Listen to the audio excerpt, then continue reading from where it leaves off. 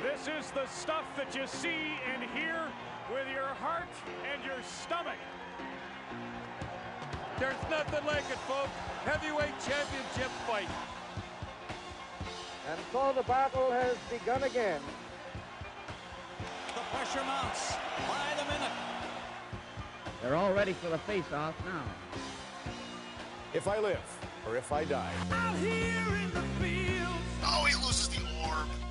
I found for my meals. Very aggressive with those rockets. Nice play. I get my back into my living. No weapons now. There's still no weapons. I don't need to fight. Oh, and the turrets get turbulent heading. I don't need to be forgiven. As the shrapnel was inches from Oh, his and face. it keeps his arm. He stands around that grenade. Good move. You don't want to pick it up. But his lead is pretty safe right now. Well, Maybe not. Not so fast, my friend. Meanwhile, Gorlock runs into a mine. And look at this. How did he avoid that? This Oh is my sick. goodness, this is close. That is how you come back from 2-1, double PB. Don't cry. Don't raise your eyes. There's still a chance for RPG. It's only teenage wasteland. Jackie's getting trolled. Sally, take my hand. Who's gonna blow him up first? Travel south cross land. And oh my god, this is so close. The fire, don't look past my shoulder. But there's rockets in the exploding head mess. The exodus is here. I can't believe the amount of one-ups. The happy ones are here. Let's get together before we get much older.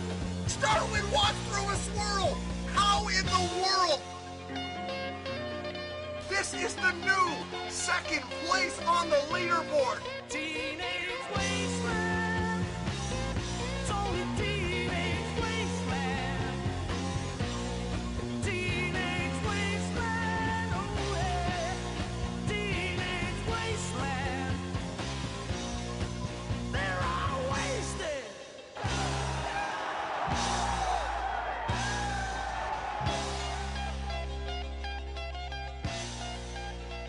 What a frigging match.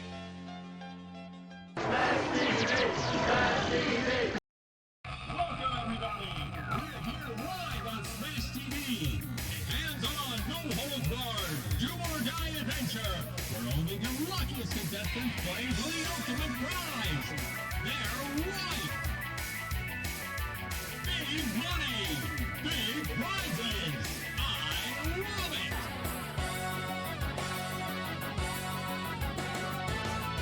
Contestant 1. Good luck.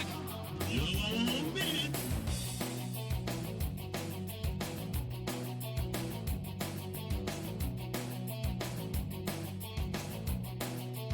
Seconds.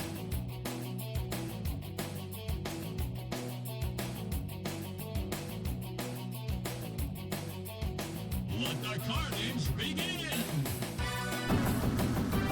Bingo! Total carnage! Bingo! Oh, that's gotta hurt.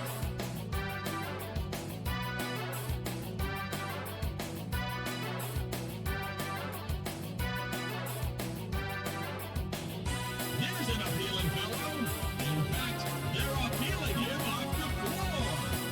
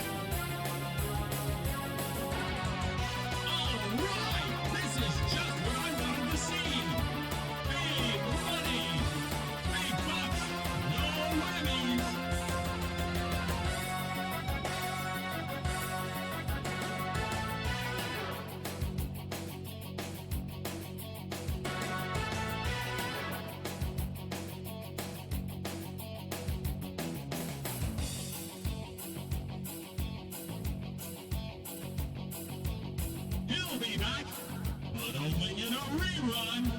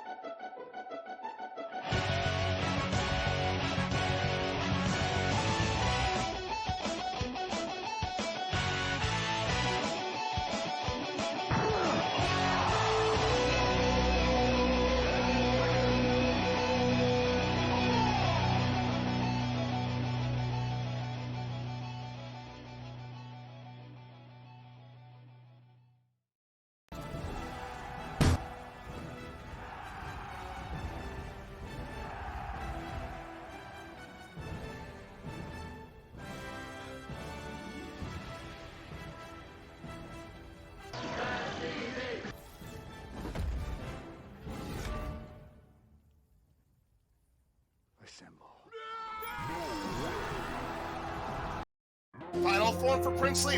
It's all about, he got the transfer. I got the transfer damage. And we are going to a game 7.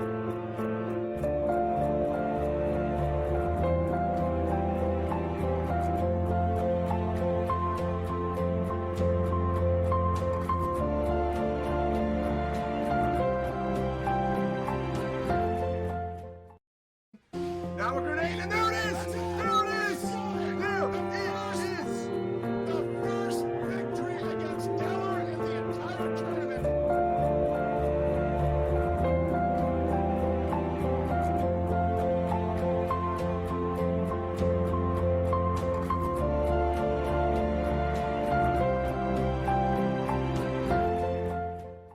I think RPG's got it! And RPG Stream just died! Oh no! Oh no!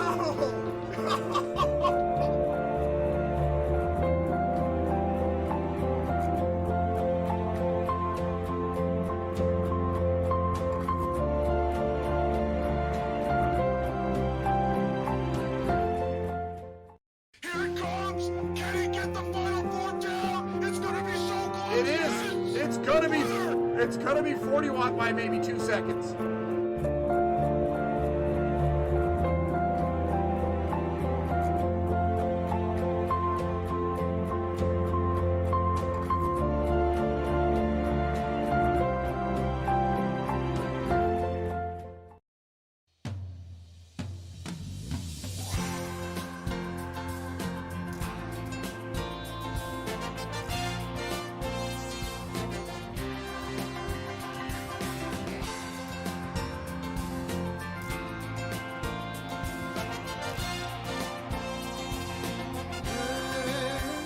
Ball is you're underway, Ferran. There you are.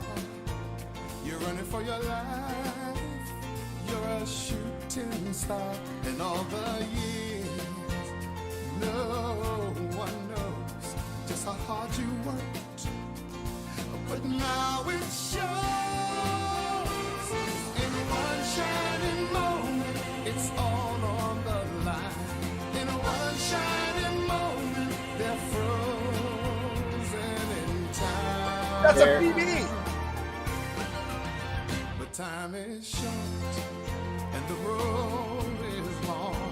In the blinking of an eye, that moment's gone. And when it's done, win or lose, you always did your best.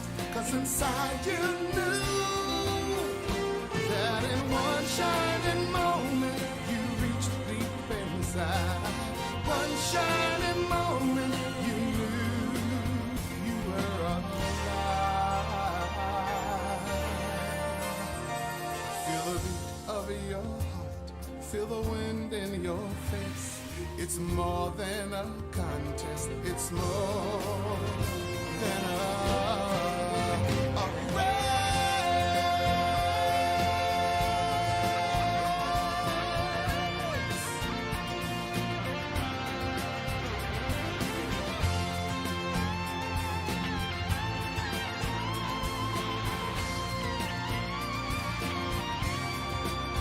And when it's done, win or lose, you always New tournament record! 'Cause inside you knew, in one shining moment you reached for the sky. In one shining moment you knew, yeah. In one shining moment. What's going on? Detroit. In one shining moment you knew. Welcome back. And then there were two. On his Oh my God. You've got to be kidding here. RNG favoring the favorites. He could break the tournament record right here. Final form. If he got enough transfer damage, this is going to shatter the record. Why he got it? my I don't God. believe this. I don't believe this. Brysov with a 5-1X. Unbelievable. What the fuck?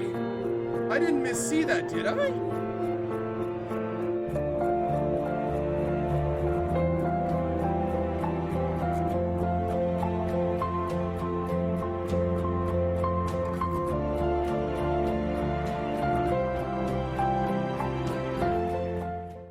And we have history for the first time ever. Sub-6, a losing time. Oh my goodness.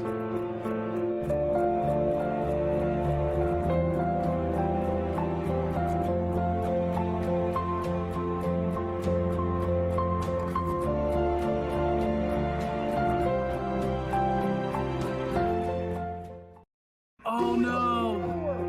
Loses the orb, and that's about a 7-second penalty. Oh, Leaf has just got to be sick right now, boys and girls.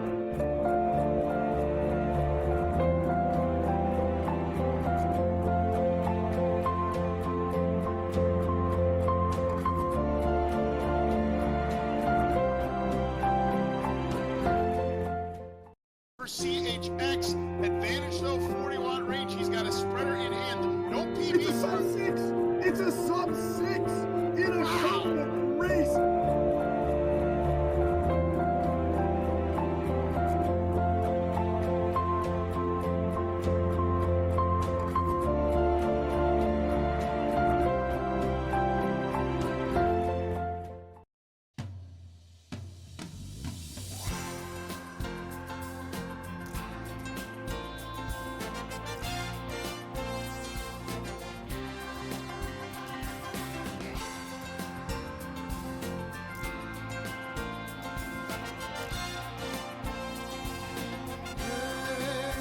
The ball is ticking. As we are underway. There you are. You're running for your life. You're a shooting star. In all the years, no one Still has the just how hard you worked. But now it shows. In one shining moment, it's all on the line. In one shining moment, they're frozen in time. But time is short, and the road is long. In the blinking of an eye, that moment's gone. And when it's done, win or lose, you always did your best. Oh my goodness! Wow! That in one shining moment you reached deep inside. One shining moment you knew you were alive. Feel the beat of your heart, feel the wind in your face. It's more than a contest, it's more than a race.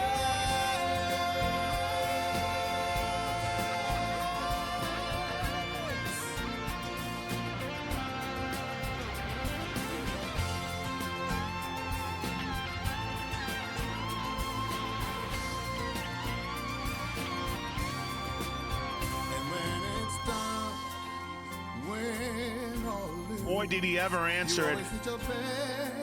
Oh, my goodness!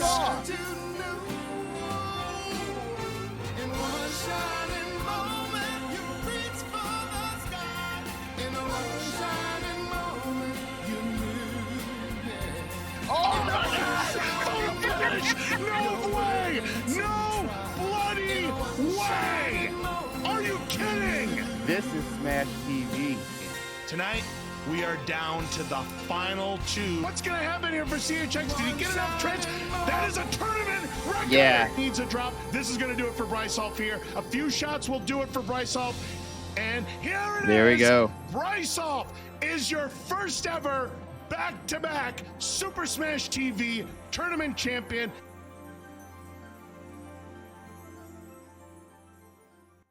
Will this be enough for Telio to take it? Telio! Telio gets it! Telio gets it! Are you serious?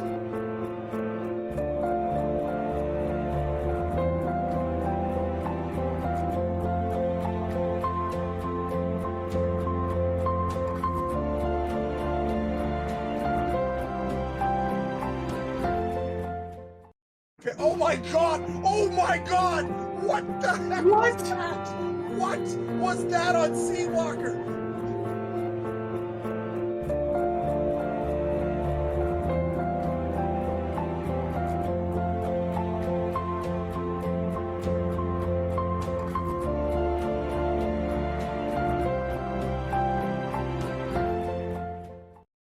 My prediction's coming to fruition right in front of your eyes, Dino. I told you it was going to come down to a spreader.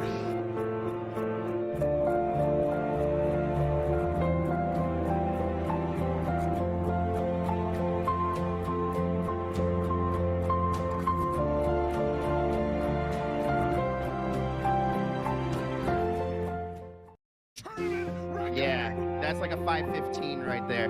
Yes. Wow. That is a tournament record that CHX just got.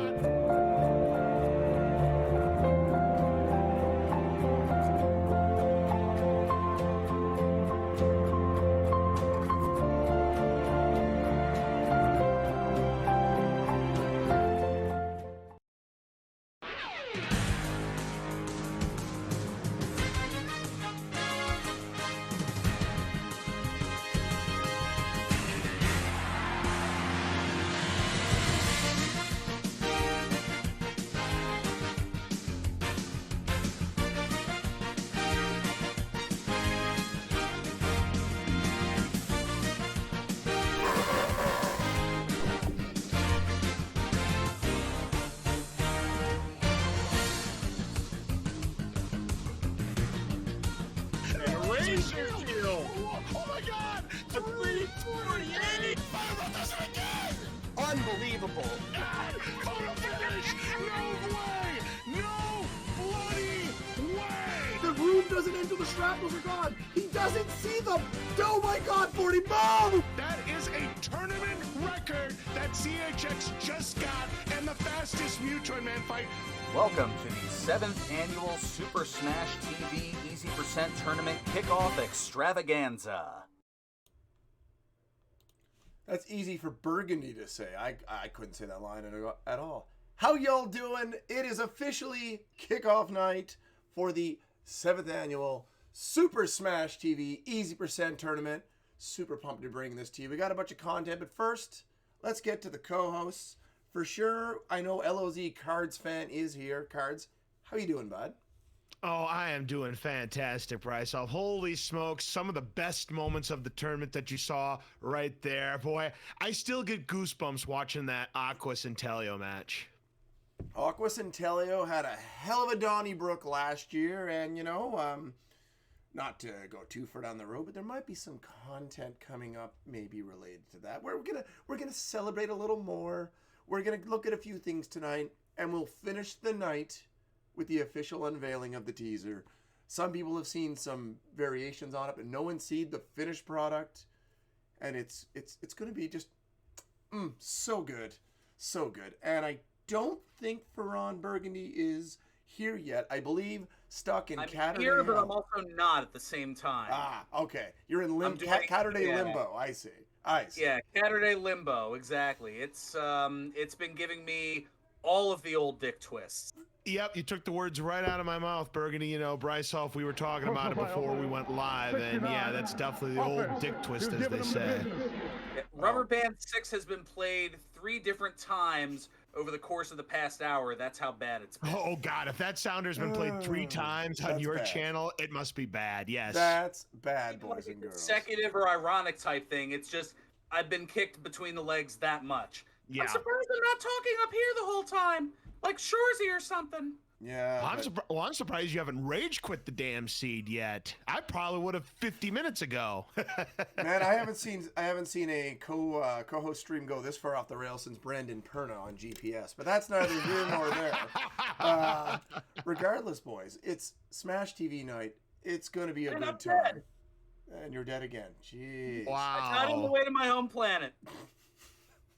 So my question, we're going to do a little just talk here. You guys in the chat can share your thoughts as I give the questions to my co-hosts. But question number uno for you, Cards. Can you name every single champion of Easy Percent tournaments off the top of your head without looking it up?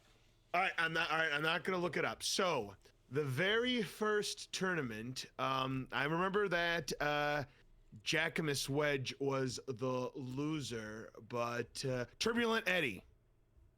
Okay, go on. That's the first tournament guess. Continue. Okay, good. That name was almost eluding me. I'm dead serious, Bryce. I almost didn't have that. All right. So the second tournament was Deller, because he had that tournament record for the longest of time, that 541. Okay. Third tournament. The third tournament. That was, I believe, hold on just a moment. Was that 40 watt? Maybe. Fourth tournament, which we moved to GG Speedruns, incidentally. Everyone, keep in mind, GG_Speedruns. That's where all of the races will be rebroadcast this year, as they have been for the 4th, the 5th, and the 6th tournament. Now this one I definitely remember, because this one was absolutely unbelievable. Because you talk about a dark horse candidate winning a tournament, this guy was it right here. It was Dark Lord Gonzo. Alrighty. Fifth tournament. And then the last 2 tournaments, easy peasy. I'm looking at him right now. The man, the myth, the legend, Bryce Hoff, who had the tournament record of 518, but he does not have the tournament record anymore because someone took it last year. Oh, he dang near took the world record on that run. It was fantastic. And I was mad because I thought I was going to steal one.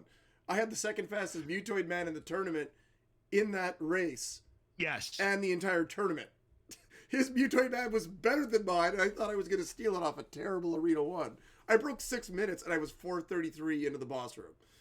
Mm-hmm. And I got obliterated. Oh, what a hilarious race that was. No, absolutely. Oh, and speaking of CHX42, I mean, he is going to be hungry this year. He's going to be wanting it, but he's going to have to earn it. Oh, you always got to earn it. This tournament is a lot of work and a little bit of luck. And sometimes it's a lot of work and a lot of luck. It all depends how it lines up, but that's what makes it fantastic. That's why we run best of 5s, best of 7s once we get into those money rounds. Oh, yeah. And speaking of the money thing, same thing as always. People are welcome to donate prizes. They can contact me privately. They can contact me publicly. Any money I get from Twitch in the first 3 months of the year, like up until the end of March, will go in the prize pool. So the prize pool might shift a little from announcement night. And the brackets will be set on March 1st. March 4th is bracket reveal night. So circle that on your calendars. We're already counting on to the next one. And the teaser isn't even out there yet. Sign-ups aren't even open. But just all this info, it's good to have out there, boys. Very good. Oh, yes.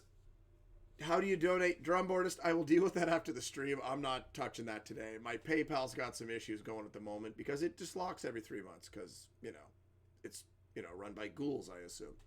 But we'll figure it out. It's not locked. They just don't. They're limiting my account, so it's the same damn thing. So, cards. Question the second. True or false? All right. Did you start your announcing on Twitch, commentating on Twitch on Smash TV? Now, listen. Do you want your answer or do you want the real answer? I want my answer that I've been promoting for so long that I sound like a flim flam man. It is but go on. absolutely positively true. No question about it. And the real answer? It's false. I mean, let us be absolutely clear. I know we have been talking about this for years, how you are the first, but the fact of the matter is, I am not one that can hide a lie very well. Very first tournament that I actually did, I think you were probably the second tournament though. Yeah. The first tournament was back in August, which was, a few months before we started this tournament, was Zelda Randomizer back in August 2016. Okay. And a few months later was your tournament. Absolutely. And you were all like, yo, I'd like to talk. And I'm like, thank God someone else to fill up some airtime. Oh, That was absolutely. pretty much my thought. And then it's like, oh, he's actually really entertaining. Good. Great. Wonderful. And over the years, we've added a bunch of people to our broadcast team. We've got, of course, Ferran Burgundy, 40 watts taking a... do that? Well, because we brought you in the third tournament. You did a good job. So it was good. Jackimus Wedge will occasionally talk, and sometimes that's good.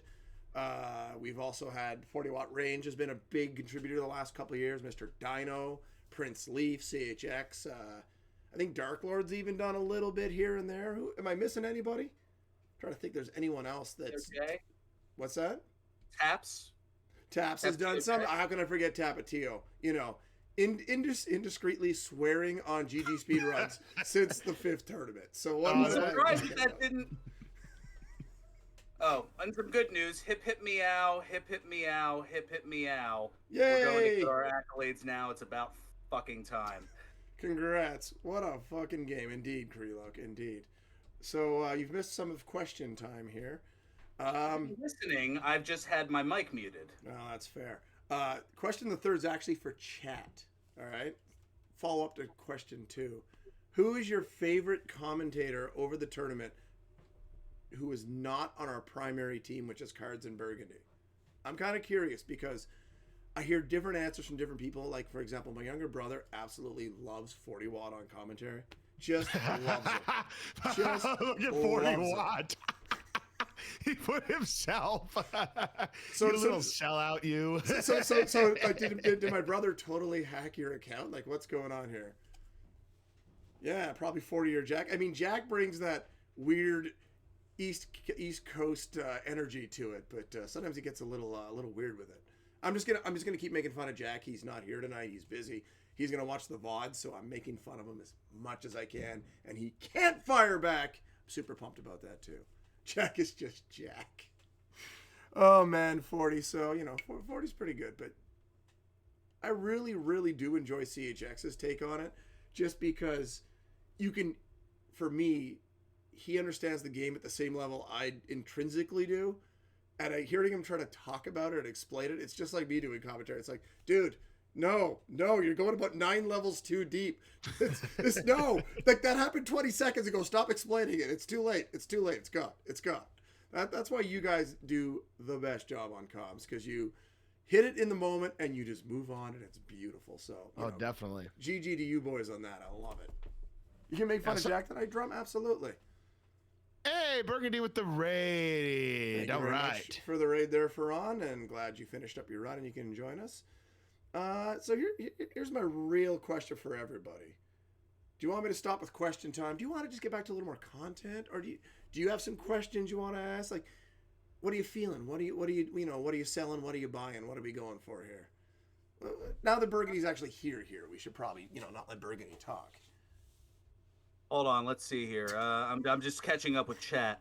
Cards is the man for announcing. Bry is like 4th best on color. He knows too much and needs way too much time to explain what he's thinking. Yep. Got to let Burgundy shorten it. Is this happening? I've had a few partners who have wished the same thing, but that's a whole nother story. We got a question from Space Colonizer. Is this happening earlier than last year? This feels earlier. Yes. Last year we ran into code? You bet your ass it is. We ran into an issue last year where we were running into people's vacations starting in like May and June. So our goal this year is to start a few weeks earlier so we have a little more time before it gets nice and people are all like, oh yeah, outside's nice again. We should do things and stuff. So the tournament will be kicking off on March 11th, maybe even a couple days earlier. Depends on what I can work out with Dino. So that's where we're at. So it's a little earlier, but not a ton earlier because I still like this as a okay, listen, drum board is Colin Moriarty. No, we're not talking about 3/11. Get out of here. I know that's the date, but that's neither here nor there. Any other questions from the chat or from Cards or Burgundy? I'll give you guys like 20 seconds, then I'm going to kick it into a little more content.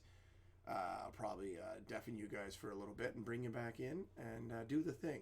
Oh yeah, Burgundy's trained in broadcast. Like, talk about Providence, talk about. Just hi. Well, hi, Brucey. And 41 doing that. Nothing concise. Yep. Well, I'm gonna deafen you guys. I'm good. Okay, then we're going back into some content. I love that that's a sounder, and I forgot. Every time I hear it, I'm like, oh yeah, I added that. That's awesome. Let's do a little more content. Classic. We are going to do a few more histories will be made, and then we're going to go into about a 10-minute feature here following that. So you got about 12 minutes of fun time, not listening to me meander and have no plan for this part. I've been doing 4 months of content work. I have no plan for what the hell I'm going to meander. So I'll see you on the other side there, boys. Say something before I deafen you. Yeah. We'll catch you on the flippy flop. Something. They're not the best in the business for nothing, boys. Jeez. Son of a bitch! She's gonna hold it down. This is incredible tank trouble. She's gonna hold it down. This is a top 10 moment if ever I saw one. Incredible, death-defying movement.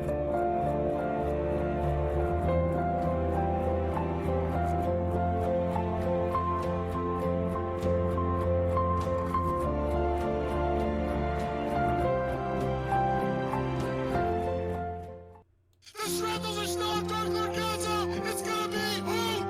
It's gonna be Dark Orgasm! Oh my God! 40 is going to kick himself.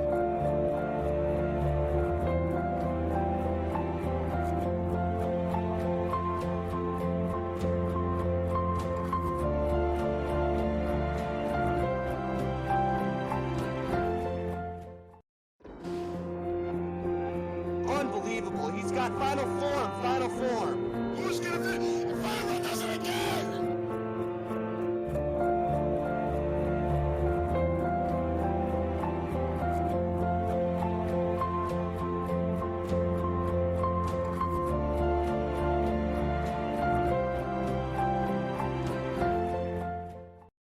Spreader now for Fire Broth. Rockets for Scotty. Switching up to Lobbers. Oh, this is Uncles and Scotty has come behind.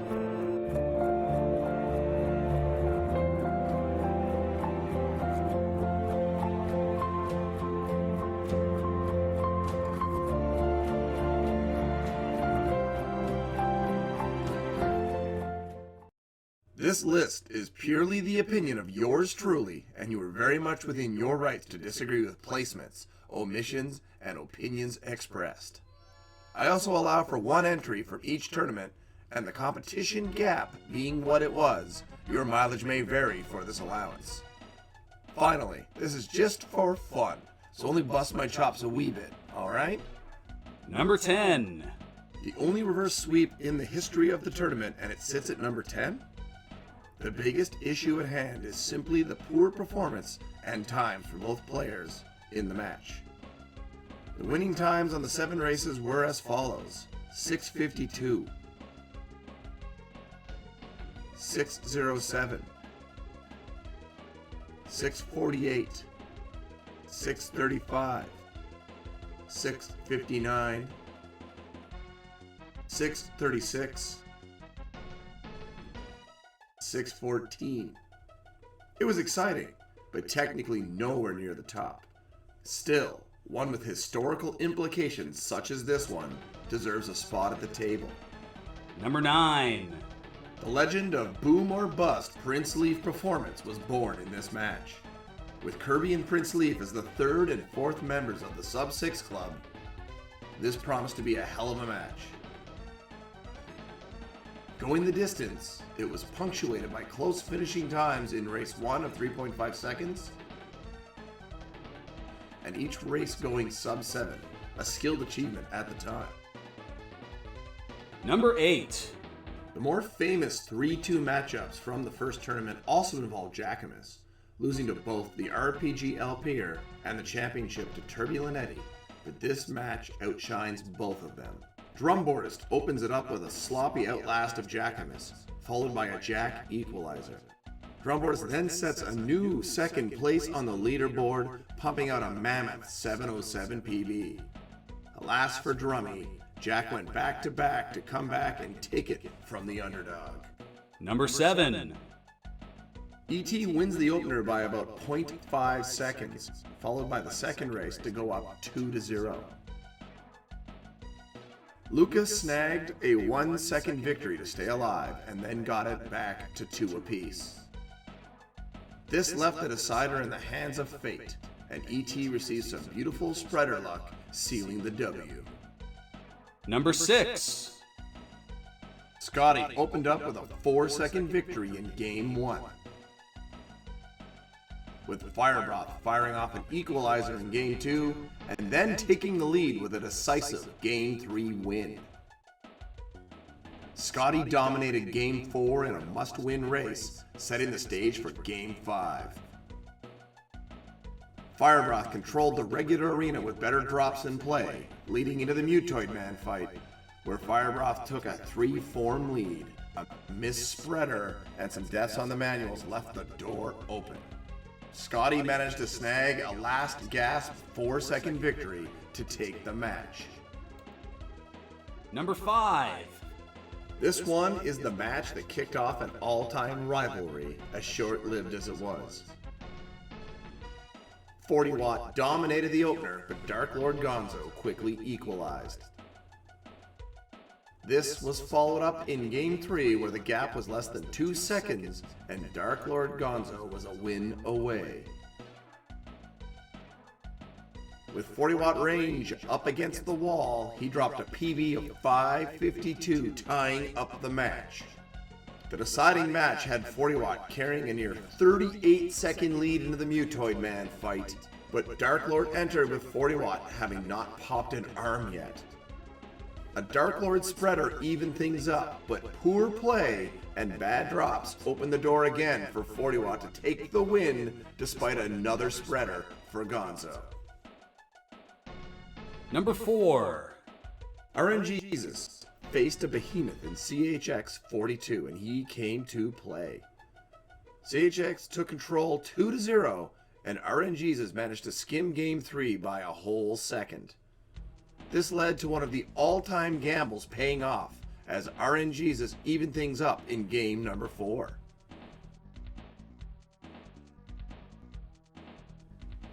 CHX answered in Game 5 in a way only he can, and then RNGesus got a spreader into the final form to force a deciding 7th game. They headed into the Mutoid Man fight just 6 seconds apart. As the fight progressed, RNGesus was slowly pulling away, and then a well-timed spreader drop salvaged the day for CHX 42, winning the match. Number 3. No footage really exists of this tournament, and that is a total shame. After an initial meeting where the shrapnel incident occurred, we had 40 Watt range fight back through the bottom half for another crack at Dark Lord Gonzo. After a thrilling opening match where 40 Watt Range took down Dark Lord Gonzo 4-2, they both had a match loss and they faced off in one final best of 7. This match went the distance and Dark Lord Gonzo got the win 4-3, with Dark Lord Gonzo needing to win 3 on the trot to erase a 3-1 deficit. Number 2. Having met 4 times in 2 tournaments, the top 2 players have always had some great individual showings. However, the first meeting is the thing of legends.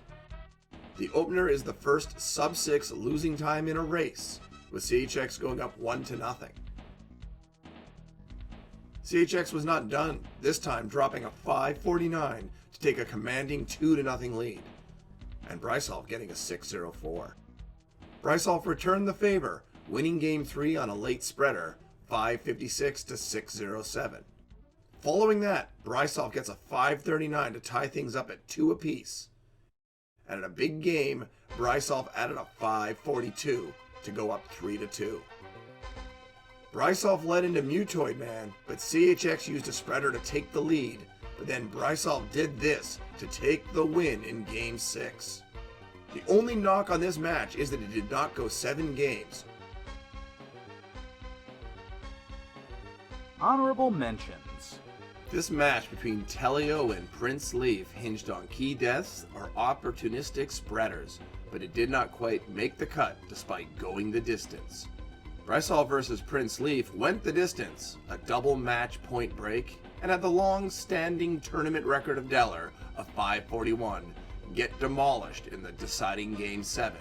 However, with the abysmal sabotaging that affected both players, it did not meet the standard to make it into this list. Telio vs. Jackamus Wedge.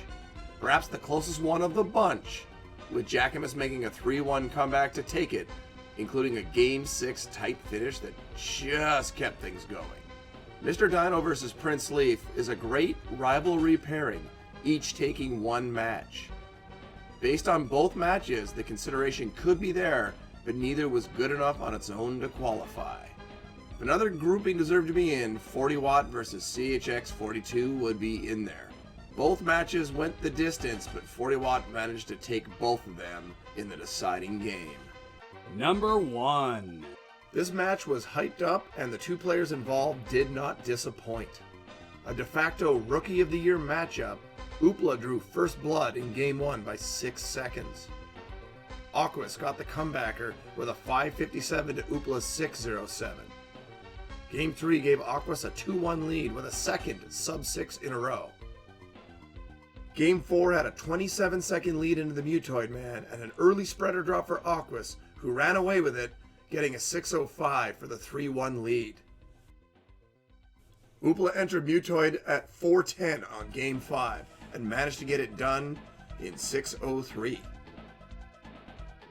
Game 6 had Oopla get to Mutoid Man at 405 with a 36-second lead and managed to just survive a rough fight by 3 seconds.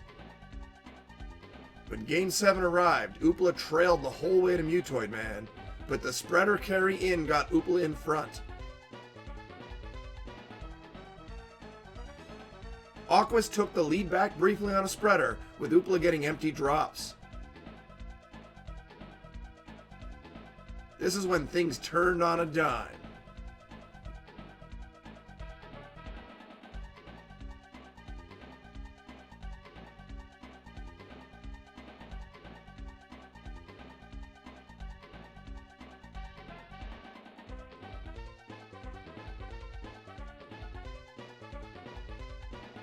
Yes, Oopla won a crazy match, coming back from 3-1, and that is the #1 match in tournament history. What in the world? 6 consecutive rocket drops in tank trouble, and what trouble?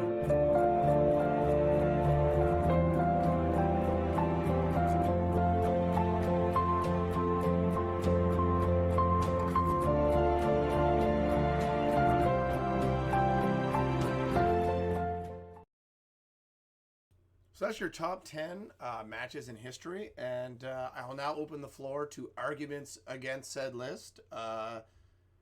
Cards, what do you got for me? What's your argument against that top 10? Oh, wait just a minute here. When was this top 10 list made? I finished it around 3 hours ago. And no mention on the greatest match of all time? I told you, Oopla and Aquas. It was number 1. Not Aquas versus Telio? From last year's tournament? Have they played each other? Yes. Burgundy, can you back this up? I was still working on the what if Rockets always dropped. I'd actually have a sub 7. There you go. Right? There you go. Touche. Telio and Aquas played? Yes. They played last year. I was on commentary for it, and they had like 3 photo finishes. I think it was the craziest tournament that I had ever called. How could you forget that one, Bryce? Burgundy, confirm this for me. I'm confused. Chat, was there a Telio Aquas match that was like ridiculous and absurd and just utterly mind fucking blowing? Was there a match with them? Just I don't know. I remember seeing Telio and I remember seeing Aquas, but I mean my memory is so shit. I have prizes from last year that I still need to give away. Apologies to Ladab, Johnny Link, and Space Colonizer. You know, maybe I've been working too hard. You know, I'm always telling you people that I'm getting the old dick twist here. You know, maybe it's warped my mind, but I could have sworn last year. I mean, usually you remember these things when you do commentary. You remember some of the greatest matches, like for me, Zelda Randomizer. I always remember RC Drone versus Crystal Saber. I could assure you, this is one I haven't forgotten. I'm not making this one up. I can assure you there was a Telio and Aquas match that went the distance, and it was lit. Okay, so there's only 2 possibilities here. One, there was no such match, and you were lying to me and gaslighting me. The second possibility is the next thing I click on is going to be the Aquas Telio match, edited down a little bit for time, and we're going to fucking watch this thing back, because that match was the best match in tournament history. Let's fucking watch it right now. You got it. Let's do it. As we were saying earlier, this right here can't be more evenly matched down to their placement on the leaderboards, the time between their times on the leaderboard, and as well, they basically started playing the game roughly around the same time too, as far as speedrunning is concerned. So, I mean, literally, this is them taking each step progressively together as time has passed. All right, ladies and gentlemen, we are underway. Game number 1. Aquas, Telio 1, a trip to the winners semifinals on the line, where the big money will be collected somehow. And if Aquas actually, correct me if I'm wrong, isn't there a bounty on both? Involved, I believe. Yeah, I believe the bounty that was collected quite recently and I knew was this on match coming in was going to be lit because you look at their PBs and coming in, and it still applies today. There is a bounty on less Aquas than as well as the money I've put up against Telio. Yeah. However, I do believe it is a bigger piece of the pie if Aquas ends up winning. He would get a $25 bonus if he were to knock out Telio 1. It is going to be Telio with the whole shot going into collect power-ups. Let's see what the first drop is going to be. Vulnerability for Aquas, spread it for Telio, so slight advantage, I'd say, to Telio. Because there was a few delays in this, if you recall. Yep, it makes it easier to control the center, but now he gets an invulnerability while Aqua's getting grenades. He's just going to take that to do exactly that, hope for the orb, which is what he's rewarded with. Ooh, and now rockets, so advantage him definitely. Absolutely. You want to have that orb as quick as possible, and you know it's going to help you out in Eat My Shrapnel, but more importantly, it's going to help you out in Total Carnage. 120 versus 122, so 2 seconds and an orb lead right now for Aquas. As you can see, also, he is one of the few players in the tournament who dons the player 2 sprite. You'll see Prince Leaf also being in the player 2 position. These moves that you get to see these runners make also likes to absolutely fantastic. They're amongst the tops for a reason, folks. When they take a death. It's not just that though. Like that's a move. Yeah, it is one of the benefits while racing actually, because it's less time to recover if you pull a Prince Leaf or anything like that. Yes, the famous now Leaf edit, and good news for Telio. Well, I guess my history will be made and some confirmed it is rockets Leaf did. to I asked close him the what he room. wanted. He might gain a little bit at the end. 2:03, 2:05. It is still a 2-second lead, but Telio with the rockets. But now Aqua's with some rockets to start. Total carnage. But the first drop is a razor shield. That is going to help him control the middle of the room, and Telio could come out with the lead if the weapons. But more rockets. The problem is that I have you guys on the desktop audio with the thing, so I guess we really have to talk. We'll say something over the top. Yeah, even my mic's kind of quiet. Now for Aqua's Telio, you're going to be able to continue to Yeah, keep control of the middle. Best I I think can do. Aqua's might be fishing for some more weapons. I think this should be okay. Razor shield. Here's the thing. You guys up. Telio keep control of the middle. Aqua's doing a lot of dancing because he wants those weapons. I think Telio's going to come out on top here. All right, try talking there, Cards. Yeah, going off to the far corner. So, yeah, this is pretty close. I mean, you look at the drops here, you know, Telio with that. Look at this. It's like foresight of things to come that they're tied going into this room. As it's time for the first time tonight for Taco Bell product placement with Taco Okay, I'm Bell. okay with that. I can drop the other one. Point Burgundy out, both talk. These people walking in sub 3. Fly ball caught. Yes, thank you. All right. He's not the. You know what? I mean, this has been a great match. We've got Taco Bell. If you're no, I've already done the Toronto Maple Leafs joke enough times today. So here's the thing I always find interesting. I watch anyone who's a top runner in this game, anyone who's in that sub 6, who's able to maintain their orb through this room consistently. That's the biggest judge of how you could play. The drops help, but it's down to who can keep that orb healthy, you know? And there's certain It's about who can do the most given what the game gives them, and yeah, keeping that orb is definitely paramount. Apparently I'm too quiet now. Okay, fine, I'll turn my mic up. Jeez. You audiophiles. What are you, audio engineers? All right, 40 is, I think. But still. Yeah, he had a bunch of rockets in that room. Radio. Yeah. Okay, I'm a bit of a lazy bitch. I'm a good video editor. I'm not so good at the audio. Time for a race. Oh, classic ball buster. And a spreader at the door. This is just absolute. I mean, the rich getting richer here. I mean, Aqua's had the great drops in tank trouble, and then he gets another one. If he had stayed on it, he might have popped the. He might have had a green chest the way he was going. Another spreader. Dude, this is PB, possibly world record. I don't know. 40 just casual PB world record chats. Another spreader. He's gonna go for it. If he gets an invulnerability, Might as well. I swear to God. It's grenades though. He wouldn't have gotten a world record on that, but he definitely would have gotten a 5-1X if that would have been a vulnerability. 100%. How absurd was that? Yeah, Telio's done nothing wrong, but he's just getting. Oh, this is so close. I do not know. We're gonna find out. 1 second, I can turn this back on. However, this is gonna be the fastest mutual man of the tournament, I believe. Yeah, I believe this is 2 seconds off his PB. 5:24.42. Oh, if that is the time, he misses it by less than a tenth of a second. We would need a frame count on that. Yeah, it may, unless there was a delay. Yeah, he was so damn close on that PB right there. Just one more better drop. If he gets like a lobber instead of grenades, that would have done it right there too. And the thing is, it depends where you are in your chain of drops too. Like what matters. This game is so cruel sometimes. Oh, I know. Why are we naming diseases exactly? What am I missing? That's awesome. Oh, I don't know why I was hearing the person talk. How healthy I keep orbs in tank trouble. Ah, okay. Well, thank you for derailing the chat completely. As always, good job. Yeah, now they're naming off diseases that you'd find in Oregon Trail.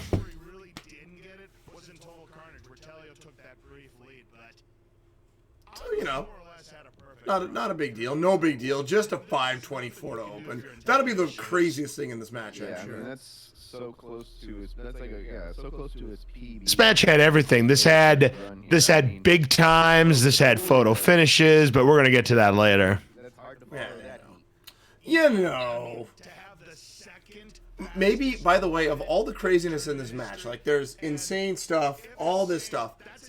My favorite call in this whole thing, and I'm gonna give you guys the heads up when it's coming up, and I'm gonna turn the original broadcast back up.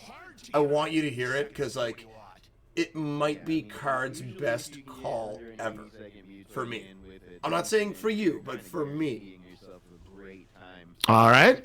I'll be the judge of that, but I think we'll see. You're going to judge what I like? Wow, that's awfully conceited. Of course I am, because I probably have no recollection. If you were to ask me, what do you think is your greatest call? I'd say, I don't know. No. For you, what you'd consider it, sure, because you've called so many great things and done so many great lines, but like, my favorite Cards call is in this match, and it's not the one you're thinking of. All right, well, I'm looking forward to what you say. No, I'm looking forward to it here. Let's just see what we're hearing here. I mean, you're looking forward to what you say? Insane pace I was on, but Telio 1 played a really good game, number one. It's just, again, the RNG just flat out giving the goods to Aquas more or less that entire game, number one. I expect Telio 1 to rebound here in game number two. Aquas is probably going to have some kind of letdown. You know, just like when bowlers get close to a 300 game or they get the 300 game, and then the next game they get under 200. Yeah, even when I'm just grinding in-game speedrun rides, I always have a rule where I just don't play after a PB because that always happens to me. I just have fun after that. Don't go, go out on the high. Don't disseminating knowledge here, boys.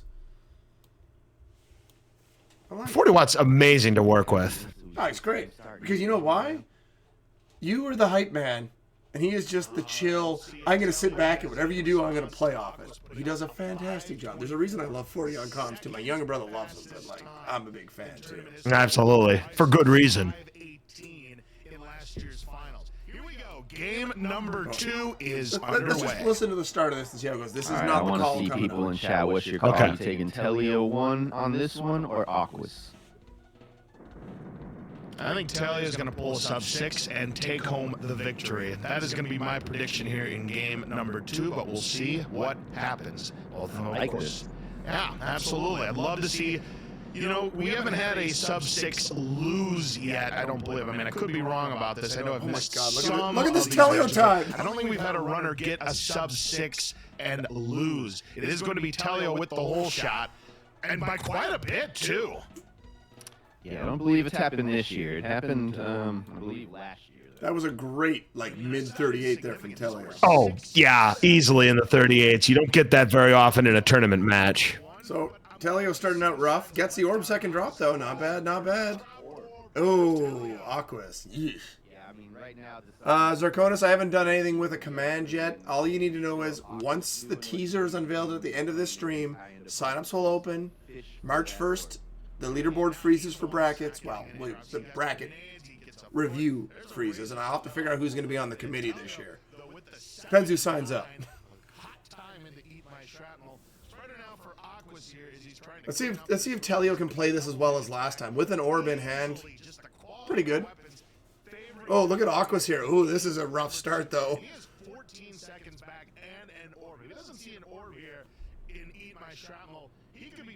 I'm just going to pause that and just say for the record, Cart said 14 seconds back. That means that's a 79 for Telio coming in. That's, yeesh. What do you have to say about that, Burgundy? That is toasty. At least it wasn't fly ball caught. That's all I got to say. Yeah, I agree with that. I say anything that's under 80 seconds is what I like to call a hot time going into Eat My Shrapnel. Especially in tournaments. You take those 80s and lower every day of the week. Oh, we got an Aqua's orb. And well done on the shrapnel, too. Spread out the fire, got him quick. Very nice. I love watching these two play. Oh, definitely. And it's crazy to think about that, you know, like the 4th tournament, there was maybe 3 people that I would say I love watching play. The 5th tournament kind of brought that up a little higher, but like the 6th tournament, forget about it. There's like a good, the top half of the bracket almost, I would put in that. I love to watch them play because they know how to do it. It's just, it's so good. This game is too competitive now. I love it. Ooh, look at this. Drum, I like watching YouTube, but for different reasons. nuke for Telio. We'll see if he decides to implement it to take down the Mr. Shrapnels. And nope, he's gonna leave it behind it. And I'm just gonna put the sounder in chat. Why I like watching drum boards. What an asshole! Aquas was able to manage and get control of the middle back again. Rockets. So no mistakes yet on the orb. I'm trying to remember. Does anyone even make a mistake on an orb in this one? If they did, there were very few of them. So Aquas with that bad start is going to be over 3. Telio broke the 3-minute mark. Always what you want to see at this level. And bit of a mistake there. That was a bit of a mistake. Aqua should have used the spreader on the corner shrapnels because they were grouped. Yeah, 18 seconds. Telio, we will talk about potentially how this match turns out. I know it's not spoilers. Nuke to start, nice.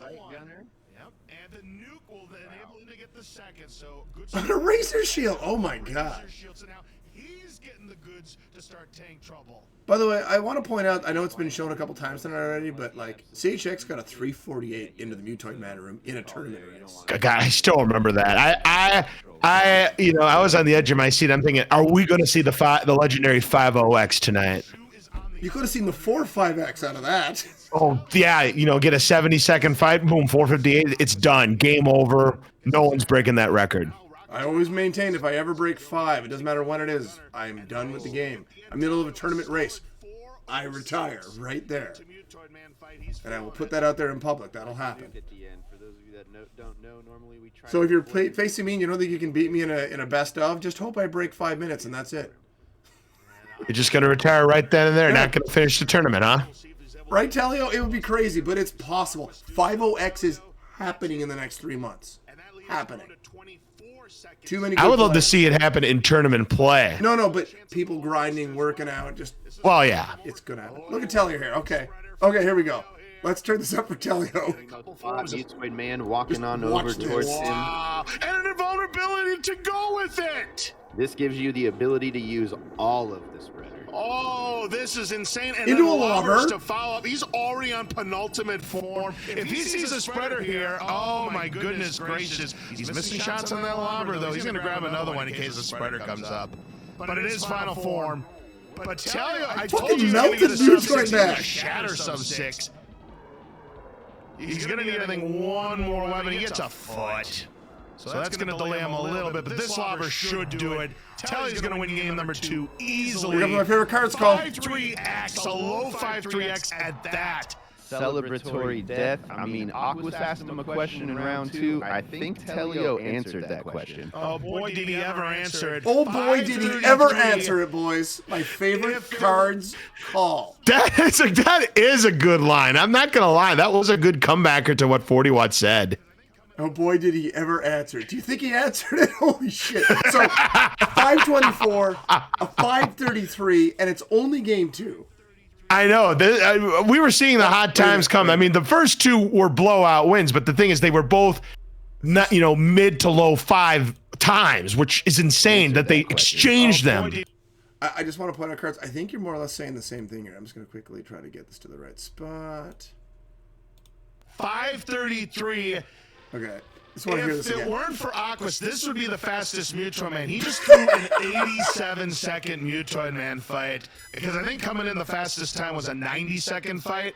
Correct. I believe that was correct. Yep. 87-second Mutoid Man fight. A 533. Aquas will get to this spreader here. I'm just waiting. I mean, guys, we just saw the fastest and the second fastest. Right there. And Brysolf just mentioned that's the 5th fastest tournament run in Smash TV tournament history. Wow. These guys. So we went into this, and you've seen 2 winners go 3rd and 5th fastest to that point in tournament history. These are the 2 fastest in the tournament. And it's only game 2. That is. What's the word I'm looking for here? Cards and then Burgundy. Tell me, what is the word I'm looking for here? It's absolutely mind-boggling. It's insane. All right, so we got two words, or technically 3 if you count hyphenations. I was gonna say phenomenal. Okay, phenomenal. Holy shit. Unbelievable. Like just wild. Thank God nothing more insane happens after this. Oh. I'm just saying. I heard unbelievable. It just went into a riff. There you go. All right, let's Personal foul. 69. let's just skip forward a little here. He's giving them the business. Just waiting for Aquas to get his manipulations set up to get the razor shield. Yeah, thank you, right, Telio? Thank God the rest of the match is just normal. There's no issues. The administrator doesn't absolutely donkey everything up. It's beautiful. Mind you, I blame Aquas for having a delay on his speed versus his timer, but you know. Yeah, I think they're taking each of them. That's a cop out. We'll get there. For those of you just joining us, we have a battle of juggernauts here. We have the razor manip set up. For those of you that don't know, if we just press start during a certain specific time of the demo, we start with the razor shield right above us. Okay, 40 I thought was going to go into a great two-game recap there. 2-3 seconds off the first room. Alrighty. We should be. It's not controversial, Telio. I actually show proof. Here we go. Not to jump ahead, guys. I'm going to show you some proof here of stuff directly from Dino. I got permission to show this to you. This is behind the scenes from GG. Just so y'all know, okay? We got the proof. There's a little bit of never before seen coming up, so, you know. Just anticipate. Rub your hands together for 6 minutes. Well, maybe not, because your hands might burst into flames, but but still.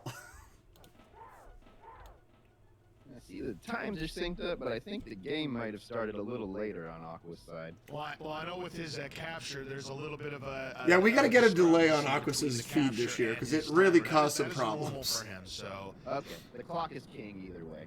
Correct. So we are fine. I mean, if Jeez, cards from the past. Way to cut down my point. But in any event, they both got their razor shield manipulations, and once again, it is going to commentary sets up the timeline. With the sync, it's more even than you think. Oh God. Coming in here. So who starts hot here? I'm trying to remember who even has the lead in this one. And the razor shield, specifically in that order if you can, but no one's going to be upset about any order at all. Early advantage Aquas. He gets the first. He gets the razor shield. Back-to-back invulnerability. But invulnerabilities, as we know, can work in this room, eh, guys? A bit. Because that's kind of the little hindrance of the razor Aqua's ignoring the spreader. It's a bit of a flex move, but with the razor shield, not a bad one. Well, even if he wanted it, he wouldn't be able to get to it because of the barrier. The wall? I'll admit I wasn't fully looking. Telio, nothing wrong with chasing drops. That's my favorite strategy in this room.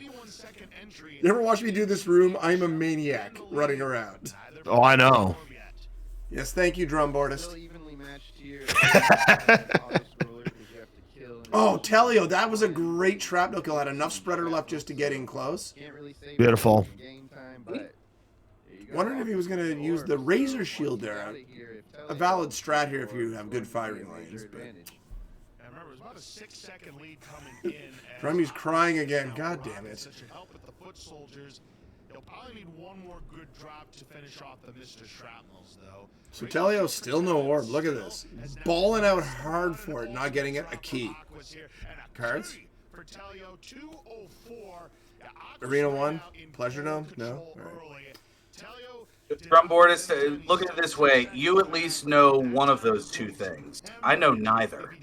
I must say, Telio did a really good job in that room to not lose any time to Aquas, even without the orb, and then he gets rewarded with the orb to keep himself in it. And rockets, too. Like legit, the game went, okay, here's your reward. Something major happened on Aqua's side. Now the pressure's going to be on both. I meant the knowing what should be done and doing what should be done. I'm not good at either of those. Well, it's the way she goes. It's a grindy game, and you got to be able to adapt on the fly. It's not always the best one for everyone. And that's fine. You call it just fine. Yeah, I just make occasional jokes and leave it to the experts. It's a solid plan.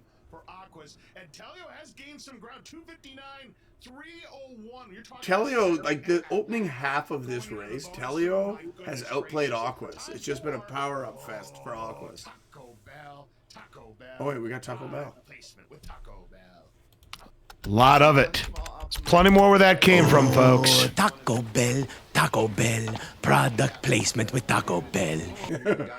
The moan at the end just sells it. Spreader to start for Aqua, very nice, and vulnerability, not bad for Telio.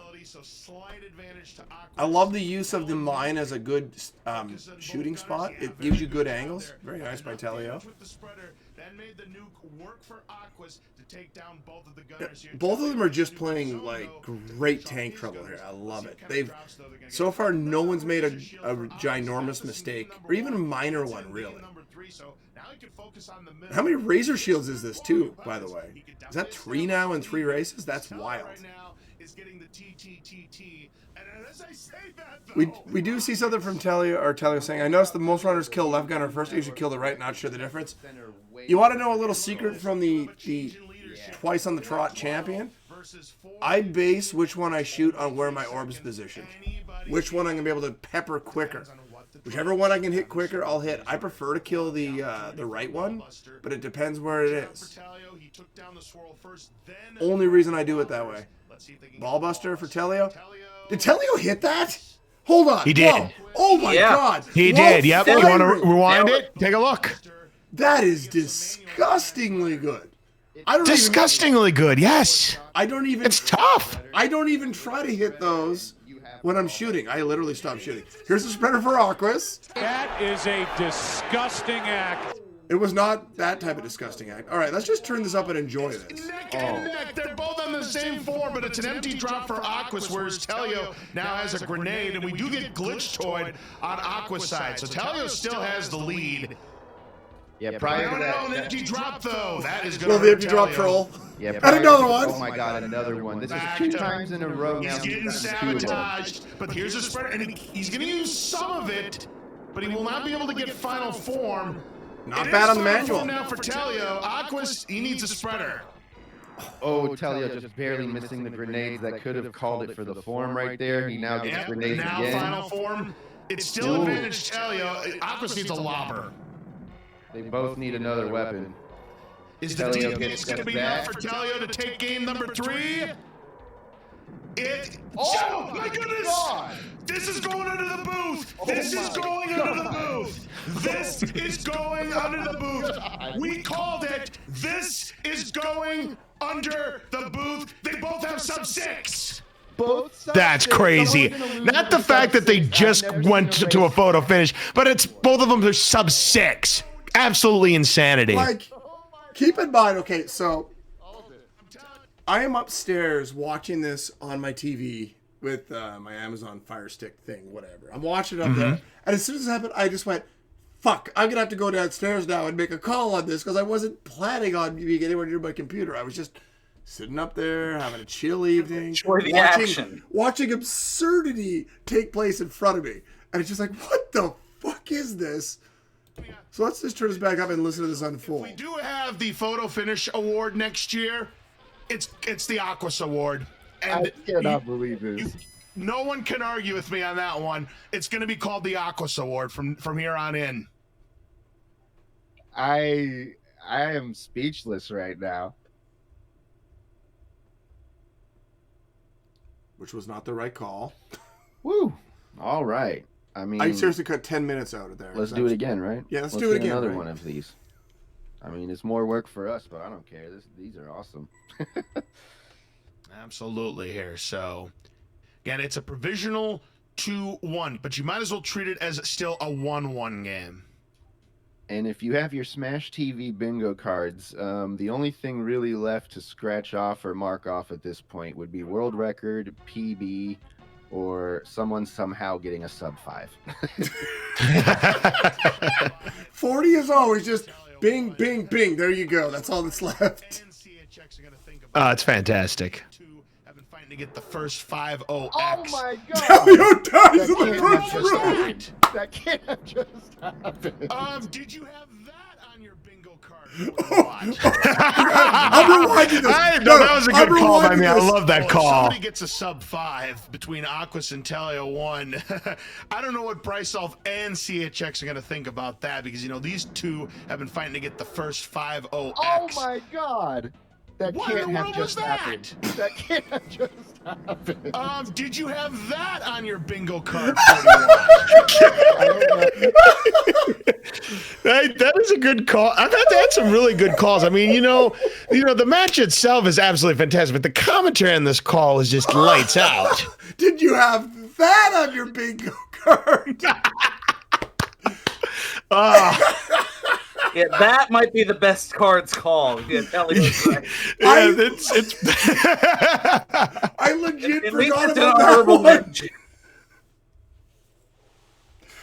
Oh my god. There's like there's a back and forth because 40 goes, oh my god, and you say something, Cards, and there's another thing that you have that on your bingo card. Oh man. See, that's the great thing about watching these back is that you hear something that you missed the first time. And by the way, that top 10 earlier, you can just back everything up a slot. This is obviously number 1. I know you know that, but like. I knew that too. I knew that. I was playing along. I knew. Of course you knew, but. So did I. Yeah. But I just want to say for the record. It was a tough call between Oopla Aquas and Brysol CHX because the Brysol CHX bet that went 6. If it went 7, that was going to be number 1 because that match was ridiculous. But this match shits on that match. Oh my god. Although I'm kind of, to be realistic when he said regarding the top 10, I'm glad you put that as an honorable mention. You versus Prince Leaf, the immaculate spreader, the original immaculate vulnerability. Absolutely, but you got to keep in mind the game shit on me for 5.5 games before that. That's not a good match. Right, and you made the calls. Yep, and if you say that the game shit on you, then you have every reason not to put it in the top 10. And as soon as it switched for me, it shit on Leaf for the rest of it and robbed him of a victory.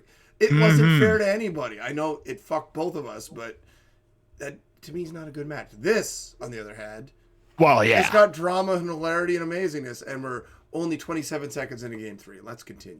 Let's go. I don't know if that is a secret thing, but that needs to be a secret thing from now on. And it's going to be known as the Telio. And the with Telio that, Aqua's the Telio death has a new definition. Yeah, now. it does. And because of that, Aquas is going to have the whole shot. It's going to be by that same deficit that he was in after game. So who had Telio getting a 48-second opening room on their bingo card? I certainly did. How about any of these top caliber players having a 48-second room on the bingo card? Oh, God. I'm sorry, Telio. I know you're in chat, but that is one of the funniest fucking things. I forgot you did that. I reviewed this, but I'll admit I skipped game 3, or game 4, because I knew Aquas won it in a walk. I didn't realize why he won it in a walk. Game number 2, so let's see how this plays out.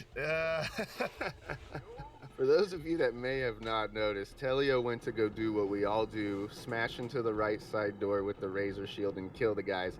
But some dude just walked through the tiny little gap that sometimes happens and just clubbed him down. I love 40 picking up for him, but no, Telio just took the wrong route. For Telio, but no orb for either player.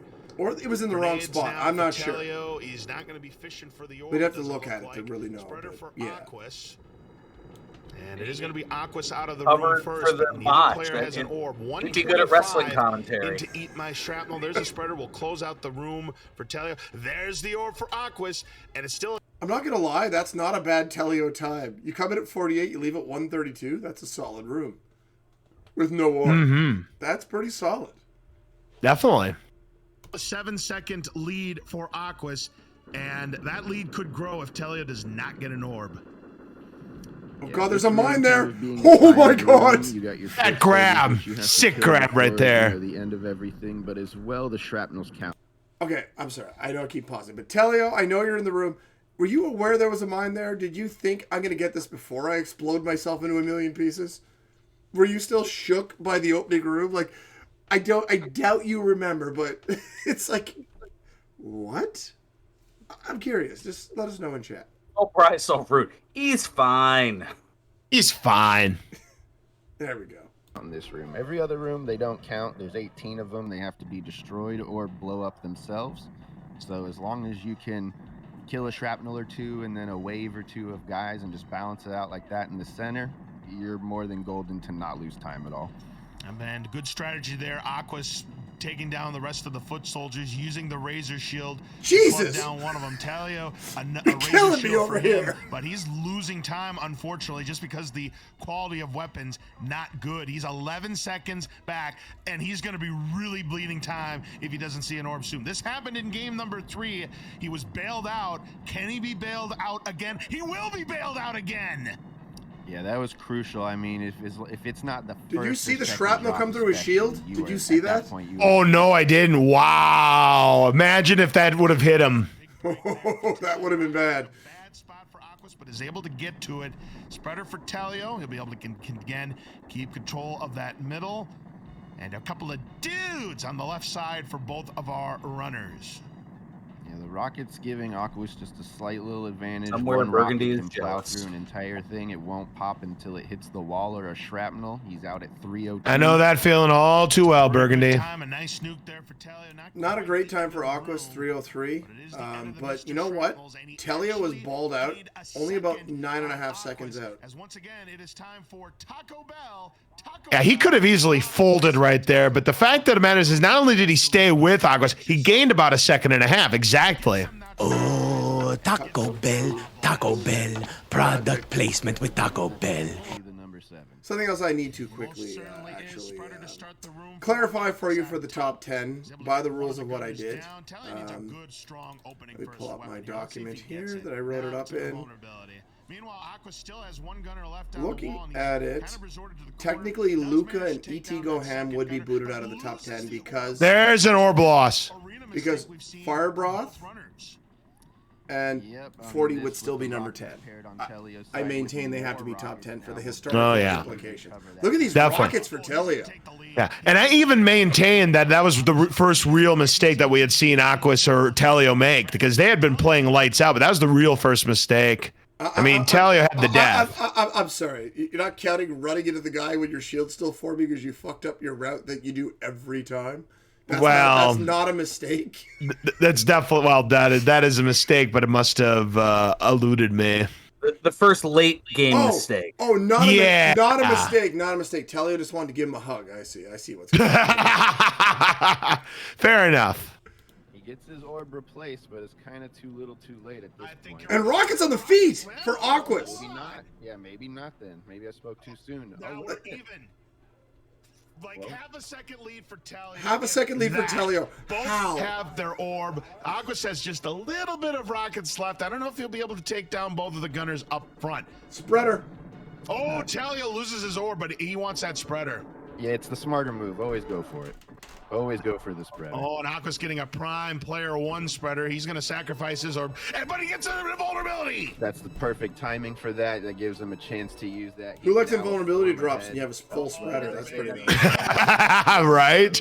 Pulling off the gunner. Yep, the double arm now for Aquas. And now he's got rockets for both.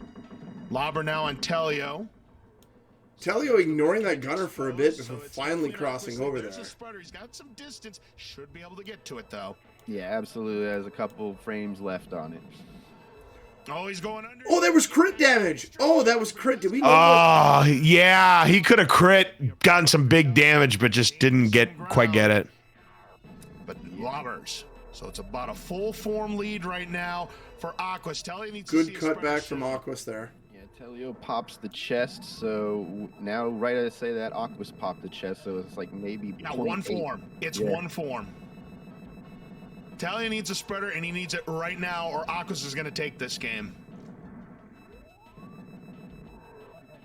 Final form for Telio, but too late. It is going to be Aquas taking game number 3, 4, whatever you call it. And this one, there's no doubt about it. 3.5. Wait a minute. Did someone just say no doubt about it? Yes. We totally went Batista there. It's almost like a carbon copy of the last game. And Telio's going to be about 22 seconds back. Yeah, Telio had it rough at the beginning of that run. Seven! What y'all know about 7? Pay me. That invulnerability that Aqua's got after that spreader pickup, that enabled him to get the lead, and he did not look back after that. Oh, rough. Just the way your mother likes it, You can actually use it in a glitch. I'm highly state, enjoying which this just deals bullshitting out over the match commentary. Shot, something like 24 damage per shot or something. 29 or something like that. All right, This is definitely with before the that, knowledge It jump. is 2 official wins for Aquas, 1 official win and a provisional for Telio. So right now, Aquas in a favorable position at the moment. So Telio's going to have to step up and hope that the RNG improves Here's the pitch. on his side. Oh, shit. So, I mean, are we going to get another equal match? Are we going to, is the game going to flip it for us? Are we going to see, for some reason, both these racers getting 7-minute runs? I don't see a 7-minute time for these players. No. I don't either. No. I mean, Telio came close, or rather, Aquas came close in game number 2 when he lost by 85 seconds. But, I mean, he just did not have the RNG in game number 2. I don't see a 7-minute run here for either of these runners. Maybe a 6.5. Yeah, I mean, both these guys are actually capable of even grabbing a sub-6 without an orb. So, I mean, even though it's work, they're both capable of playing without it.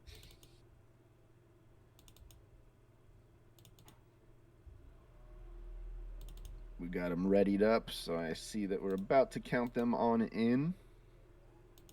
Again, for those of you just joining us, you may want to definitely go back and fill in on what you've missed after the fact. We've had technically 4 sub-6s in the first race, and you're like, how's that possible? It's because one racer sub-6, the next racer sub-6, and then both of them sub-6.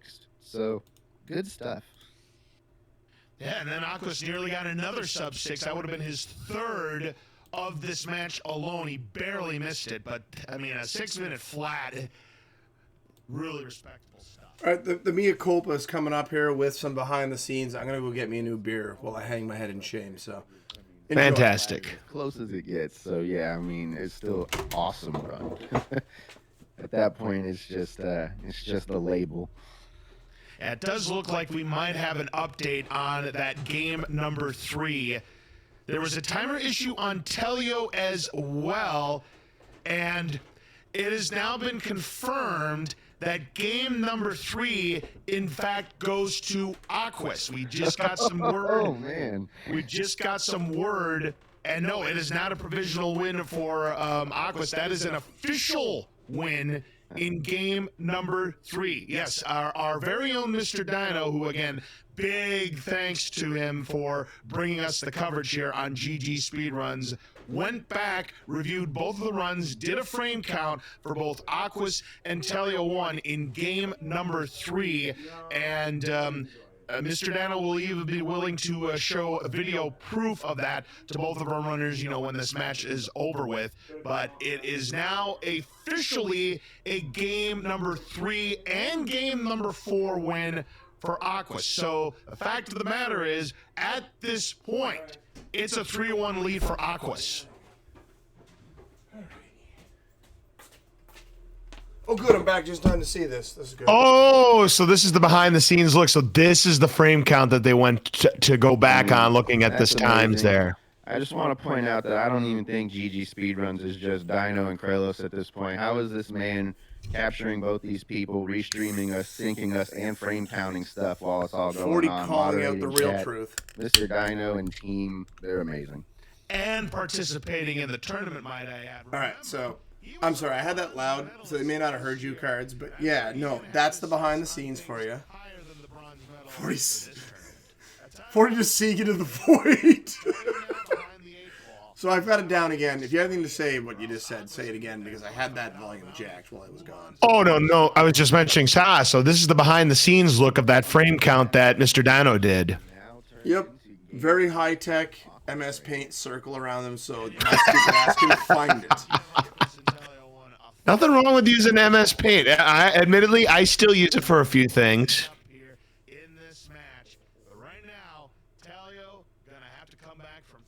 3-1. So Telio went from, hey, it's provisionally 2-2 to, yeah, I fucked up. It's 3-1. I felt like the most monstrous shit heel at this point because I felt like I had led Telio into a dead end and went, well, you're fucked. See you later. Like, I felt like the biggest asshole, and I could not apologize enough in the time, and I still feel bad about it. I know Telio, for those who don't know, it's going 7, but, like, I felt so bad at this point because I was trying to base it off of timers and how I could line it up on the fly, right? Mm-hmm. Like, so bad. And, this fucking match is so good. I mean, if it was any consolation for Telio, he did pick up the $10 bonus for losing with the sub 6. It's fucking on site, Telio. And I'm going to say this for anyone who's watching this or the re-upload on YouTube because I am recording this so we don't lose any of the audio on any of this shit. We will figure out either an SGDQ or an AGDQ. We will try to make this work where we'll get as many people on site, and we are running a Smash TV Easy Percent tournament in the fucking game room. I don't care if it takes from dawn till dusk. We are running that, and that room is going to see how hyped the fucking game is. I will say this much. In person! No. I get the in-person part. What I was going to say, though, if you want me involved with commentating that, your best bet is SGDQ. I agree. And Jack is saying, can we not do it in USA? Well, Jack, I understand that because of flying and things, but, like, we could work around it. We'd figure it out because we'd watch it there, Jack. And if we can get enough people, I'd even do a co-op tournament in person. Same place. Anyway, we are underway. Game number 5. It is 3-1 Aquas. Can Telio strike back? Yeah, I mean, at this point, when you're down 3-1, some people might just fold under the pressure. But let's just see what happens. There's been a few 3-1 comebacks in the history of the tournament, but only one 3-0. 41. But what I said was true, by the way, in that top 10, that analysis. I mean that. I'm not a fan of that match. The historical implications is amazing, but the way it's played is terrible. Now, I will say, I'm going to make a bold prediction here, Brysolf. Yeah. I think we're going to have our second reverse sweep of a best of 7. I don't know who it's going to be, Brysolf, but I think we're going to have our second ever reverse sweep. Oh, it's highly possible, and look at this early good start for Telio. I will say too, Ford and I have discussed that match with Fire Broth and himself. We agree it was not a well-played match by either participant. Oh, look at this time. Yep, 79's good. Rockets 119. Pretty good from Aquas. Yeah, it's about 6 seconds, as I mentioned. It was a high 84, low 85. I called it 6 seconds.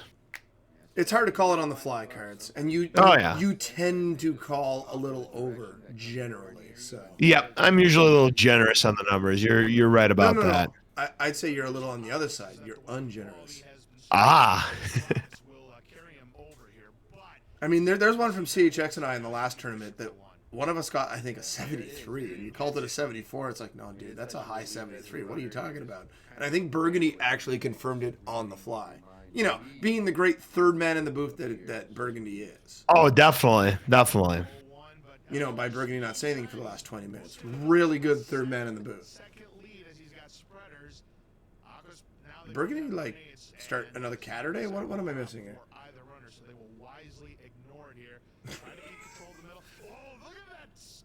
Is this a replay, Ashigiru? Yes, this is a replay of the true #1. Ooh, Aqua's nice move.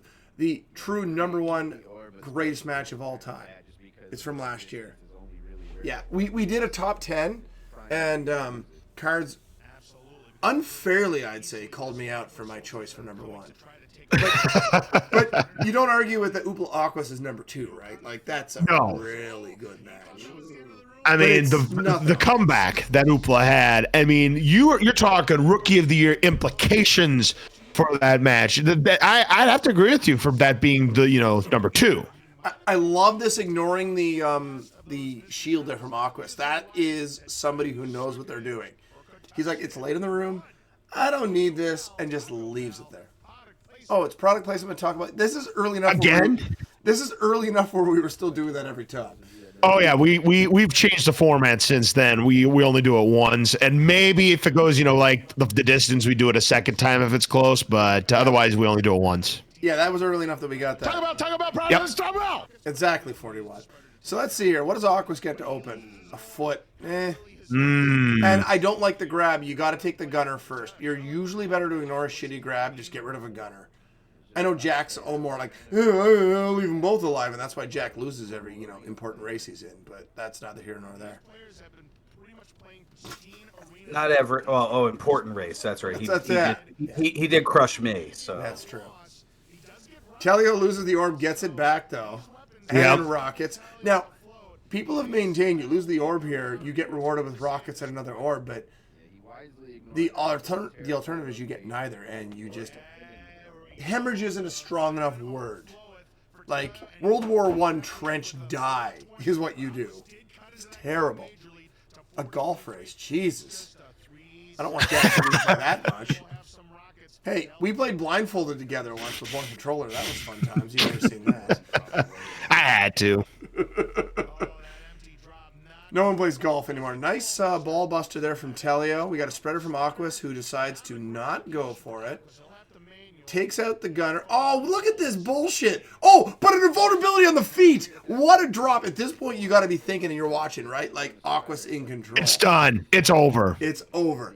He has a spreader. He's waiting for a ball buster opportunity, and he gets an invulnerability on the feet. And he's in the lead. Yes. You're thinking, oh, this is over. I mean, if this would be a good what if. Oh, absolutely. Telio then gets the spreader to fire back. We should get a glitch toy here. Let's see. Let's turn this up and just listen to it. And they're both on both of them at the same time. Yes, you love to see it. Telio gets the glitch toy. An empty drop though for Aquas. Grenades for Telio. He had to go a long ways. Grenades now for Aquas. As he pops the head first, he has the lead. Oh, he was going back and forth trying to get that spreader right there. Now he's trying to just manual get him away from that. It's a spreader for Telio. It's a long way to go. He's gonna let it go. And Telio now pops the head. Final form for Telio. He takes the lead. He got a little bit of transfer damage too, so he has. Did he get enough to take home the win though? Oh, for sure. That was grossly awesome. Final form for Aquas, but there it is. Did you see that? Did you see what Telio did there? Got the grenade and was plowing it in, walking up, it stopped, and got an extra 17 to 20% of that clip out before picking up the next nade. Oh, yeah, just good heads-up play. Such a great play. Yeah, you got a lucky spreader, fine, but so did Telio. Aquas got an invulnerability on the feet with a full spreader. You don't gotta defend a lucky spreader drop in that situation. No, that may be so, but what if Telio doesn't get that particular spreader, to take the lead? This is over in 5, and we don't even talk about this being the greatest match of all time. It was an okay match with a lot of drama. Bryce fucked up, and Telio once again, despite some close finishes, loses. I mean, yeah. Telio stays alive, wins game number 6. And it's game number 5. I beg your pardon. It's 3-2 still. Card's getting ahead of himself there, boys. I was ready for game number 6. It was in my mind. I'm like, hey, he's won game number 6. No, it's only game 5. Yeah, 3 plus 2 is 6. Here we are.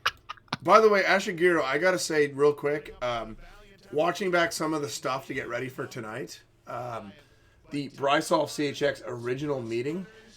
You came in when I was down 2-0, and you started your stupid, goal 2, complete the arena type of thing. And I just proceeded to run 4 straight. I'm like, that was the lucky charm I needed, clearly. Just so you know. You won that match for me. I'm going to let a cat out of the basement. So here's some commentary. Had 2 sub-6s, a booth call that's gone and been reversed. And now we are at game 6. There's always a chance of game 7 where that's it. And again, neither one of these guys will actually get knocked out of this tournament. They still have bottom bracket. And by the way, the difference was 34 frames on game number 3, according to Mr. Dino. So you do the math. It's 30 frames for a half a second and 36 frames for 0.6 of a second. So yeah, as Brysolf was mentioning, it was 0.57 seconds difference between the two. That's just gross. We're gonna see both of our runners ready. That's just gross. I know. 34 frames. Ready to go. So 41. I'm gonna. Still gross. In a row? Sure, It's too complicated. It's like algebra. No. Why you gotta put I don't have numbers Not in a row. Why can't you just go fuck yourself? That would take too long. No, I don't have it. Don't start doing Steiner math. Don't do it. Frames is not a lot. Jesus. I want to say we've had closer than that. Not by much, but I think we've had closer matches than that. That's a valid question. What is the closest match we've ever had? Maybe. Was it the opener of season 5 that actually was a photo finish? There's been a few. Like, we would have to frame count them, but there's a few that I could go back for sure. I'd be curious what the closest is. I might reach out to Dino and Kreelok about this afterwards and see if we could do a frame count on a few. Yeah, but I want to say that there's been a match that has been decided by less than half a second, so I'd be interested too. I can't imagine that being the closest match ever. It's got to be second or third. Third at worst. Oh no, it's in that top 5 at worst. Oh, top yeah, 3 probably. Right. But like, there's been some dumb finishes, and until this match, it was me making my best guess. It was just, I don't know.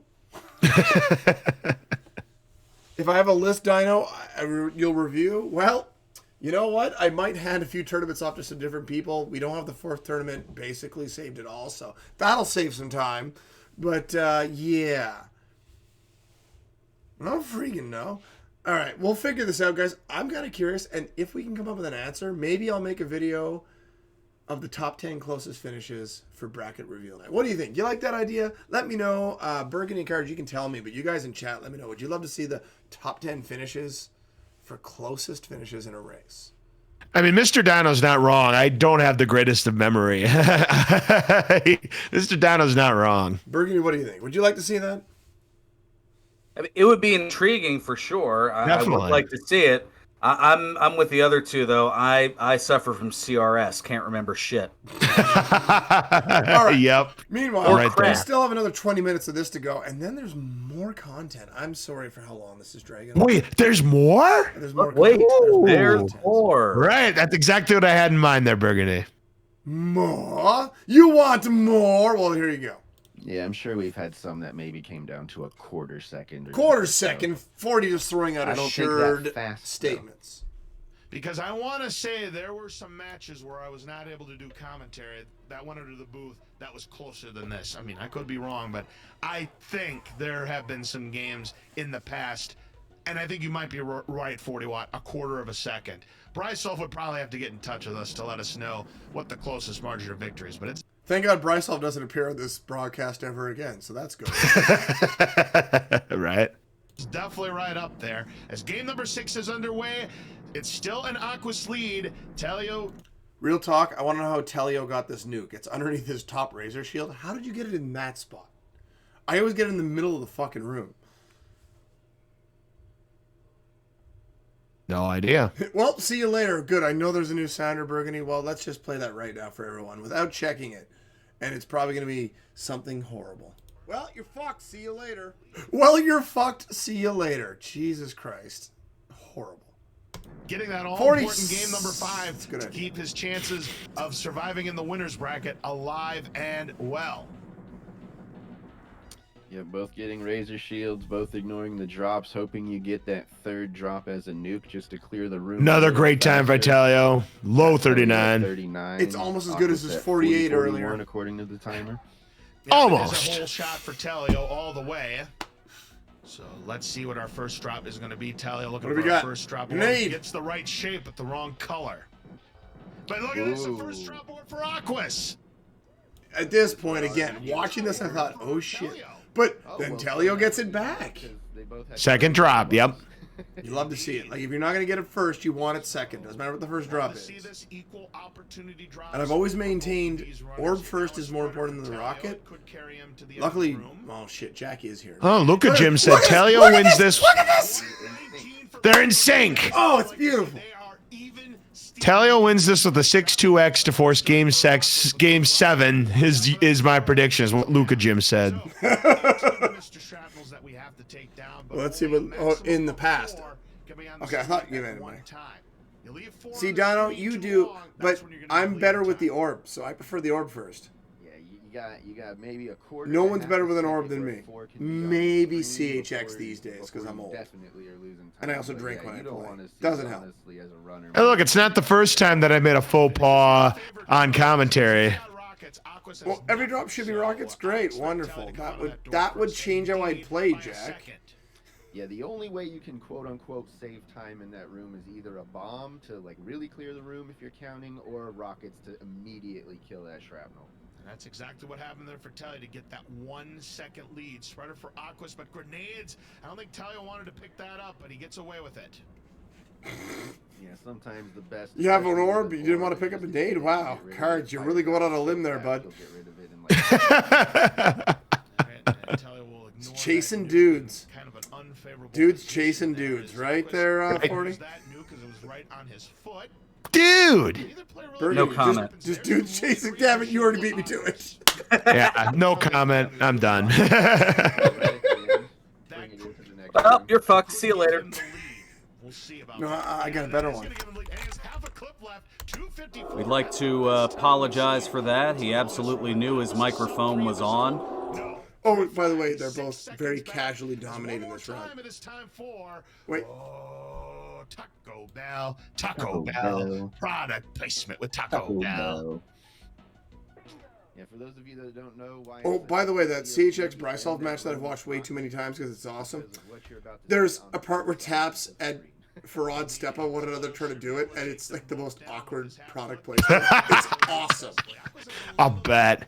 Why is that not a sounder? Oh, both of them with rockets, by the way. Pretty gross. Oh yeah. Pretty gross. That's a beautiful little combo right there. I'm not the worst commentator in the business for nothing, folks. Oh, you're not, Burgundy. Fly ball caught, etc.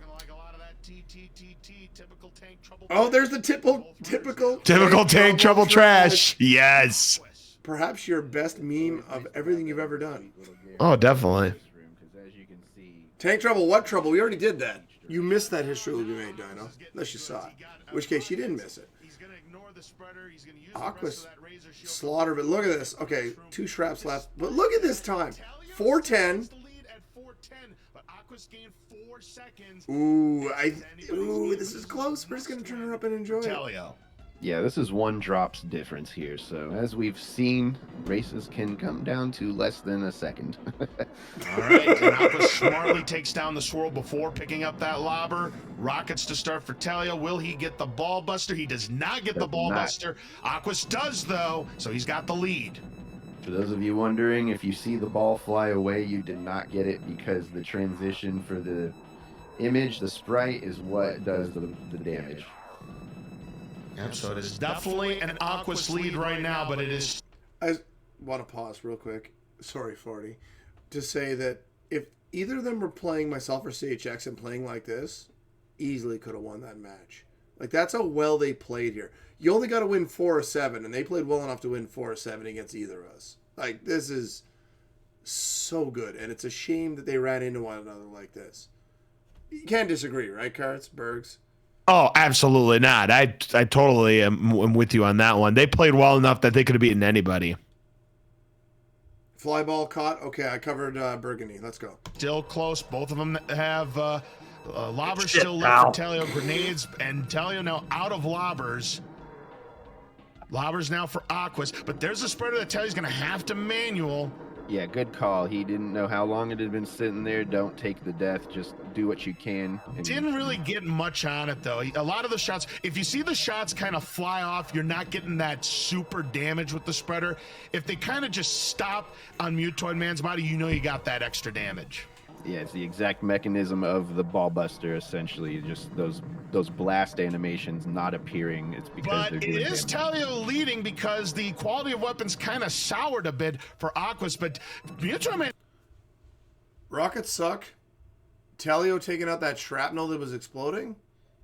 That's, as 40 said earlier, that's a 5-head move right there. Mm-hmm. Rockets suck. Just if you got to go towards a shrapnel that's exploding especially, just take her out, boys. Controlling Telio, picking up that lobber here.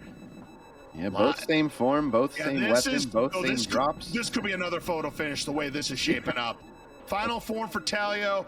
Final form should be coming up soon for Aquas. No! Yeah, I'm surprised this is happening. I don't know what he was just doing there. And Telio misses the spreader. Yeah, he was parked on it. Lobber's better quality for Aquas. I don't think this is going to be enough for Telio. Very close, though. He has... Despite the spreader park, that DPS nades back-to-back here probably saves Telio. Oh, yeah. The higher DPS. Indeed. I don't know if this is going to be... It is enough for Telio 1. And ladies and gentlemen, we are going to a decider. This all came down to just one match, guys.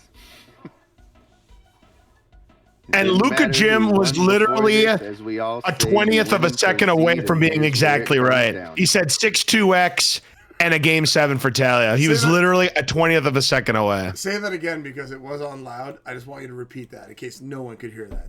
Luka Jim was, what? 20th of a second away from getting the prediction exactly right. He said 6-2X is what Telio would get, and he would force the game number 7. And it ends up being a 6-19-95. Well, give or take. I want to point out to everybody here that, like, quite literally, everyone was on point for this match. The chat was on point for this match. That's ridiculous. That just doesn't happen. God damn. And there's still one more game to go. It's a 5.3 second victory for Telio, and that is one empty drop. Let me just say that this game can throw you wild things, but I'm happy to say that this match is not only what I expected it to be, it has far exceeded what I expected to be. Oh, absolutely. I mean, Aquas had the lead, but then the drops dried up. Telio, neither one of them got that immaculate spreader. You know, Telio had the one, didn't really get a lot of damage on it, and it's just, I think the quality of weapons just ever so slightly favored Telio when it mattered most. And we are going to a 7th and deciding game. All right, Telio, I'll just say thank you for joining this absurd community that around a game that quite literally no one was running when I started running it in 2016 in a weird part of my life. I just appreciate all y'all. Everyone. Commentators, viewers, runners, the whole nine. It's wild. The reason I put this much work into it is because of you guys. Like I said, this was almost 4 months of prep for tonight. And there's more coming. God damn, it's awesome. We will see who is amazing. Some cash and who moves on. Well, if Telio comes out on top, your wallet for the time being is going to be saved, Mr. 40 Watt. Yep, I have it waiting for him, though. I mean, if he gets all the way to the end, that money's his. Absolutely. So that is a we're major underway, by the way. prize Game 7 that could be waiting for Telio Let's 1 just if sit he back were and watch. to make it all the way to the end. But this is it. Game 7. It doesn't get any better than this here on the Smash TV Arena. Yes, sir. Aqua's player 2. Telio, player 1, this will be the deciding factor on which character is better to play as. I don't know about that. I think they're both pretty much equal. I just think a lot of players, I mean, some of them have that mojo saying that player. 40? I'm sorry. What? You magnificent bastard. This is your fault. Let's continue. Player 2 is better, and it is going to be Aquas with the hole shot this time. But for all intents and purposes, let's just call it even. Yeah, I mean, because that's how this match has been. All right, who gets the all-elusive first drop orb? Razor Shield versus... You're going to keep making me pause this. How many player 2 players have won the tournament? None. Well, then there you go. This is a foot, so early advantage for Telio. Nuke. Another foot for Aquas. He has become Sonic the Hedgehog now. Back-to-back feet for Aquas. Yeah, Telio, though, not really getting anything to complement that Razor Shield. Rockets, though, now for Aquas. Yeah, I think 3 of them you actually get a free pair of shoes sent to you from Nike. Right. And we've seen that happen before. And yeah, those rockets helped Aquas carry that room. He's taken a 1-second lead. That's wild. I know it is. The disparity in drops, but the shrapnel explosions really helped Telio there. Oh, yeah. Holy crap. Space Co, we'll see where the days takes us. So we got about 6 weeks till. Oh, and you know, we should do that. If that'd be a hell of an idea. If okay. The winner of this tournament, whoever it ends up being in the player 1 spot, we should do like a meme tournament where you have to play as player 2, and that's it. You can't play as player 1. You have to play as player 2. I'm not totally disagreeing. I'm just going to let everyone know that there's going to be an extra rule to signing up this year. Once I post the official video on YouTube, it will have an extra rule in there you need to follow. You can sign up tonight once I open signups, but just make sure to check out the YouTube thing. There'll be an extra rule this year you got to check out, okay? That's all I'm going to say. Burgundy knows what it's about. Don't say what it is, Burgundy. Or don't say anything at all, Burgundy? Okay, cool. Burgundy suffers from can't remember a fucking thing. So, what if I told you jumping jacks? I know you told me, but that doesn't mean that I remember, so I obviously won't be able to say 'cause I can't remember what it is. I'll give you a clue. I'll give you a clue. Jumping jacks. I literally just told you. It feels like that UK game show. I literally just told you, Burgundy. Burgundy's jumping jacks help you? Yes, it does. Thank okay, you. good. There we go. That's all you need to know. And it's not about exercise. Fuck no. No, it's fine. We'll continue. See, I like where 40 watts going going. with the orb. Aqua's making good use. Oh, but here we go. Telio riding that momentum. He gets the first orb. And I like to point out what Telio just did there. We say patience the name of the game, and that's what he did. He held on, he knew he had time, cleared it out, then got the orb. Especially in this room, it doesn't matter. All right, Aqua's still fishing for that orb, and he's not seeing it. And that's the worst drop you can see when you're trying to fish for an orb. Yeah, in this room, if you take that bomb, you run the risk of delaying the shrapnel spawns for 1 to 2 seconds, so it just puts more time on the clock. Yeah, and that was the last drop for Aquas, and now he is behind the 8 ball. He's about a half a second back, but more. Not the most well played eat my shrapnel from Telio. I'm just gonna say No, he missed a lot of shots at the end there. He could have led by like 2.5 seconds instead of a half a second. He gave away some time there. Thank God that's not going to cost him at the end. More importantly, no orb. If he doesn't see that orb, he'll be double digits back easily. Rockets to start for Telio. Rockets to start for Aqua, so at least it's going to keep him afloat. But he still needs to see that orb or the quality of weapons continue to flow. Oh man, so he passes up the spreader, in my opinion, the good deal. When you don't have an orb, you can push those rockets longer, but you always have to make... See, I would play the spreader, so tip of the hat, no wag of the finger for Aquas for that, guys. That's one of those you just kind of got to roll the dice. I'd take the spreader, but I also tend to play a little more conservative in tournament races than I do going for a PB. So, good on Aquas. The call, do I grab him to force an orb quicker? All right, he gets a razor shield and a spreader, but still orbless. 240 in to this game. And Telio, though, not really getting great weapon and gets a key. So Telio might not gain as much. I didn't even see the orb. Did Aquas get it on the feet? I just looked over. All of a sudden, he had an orb. I think he did.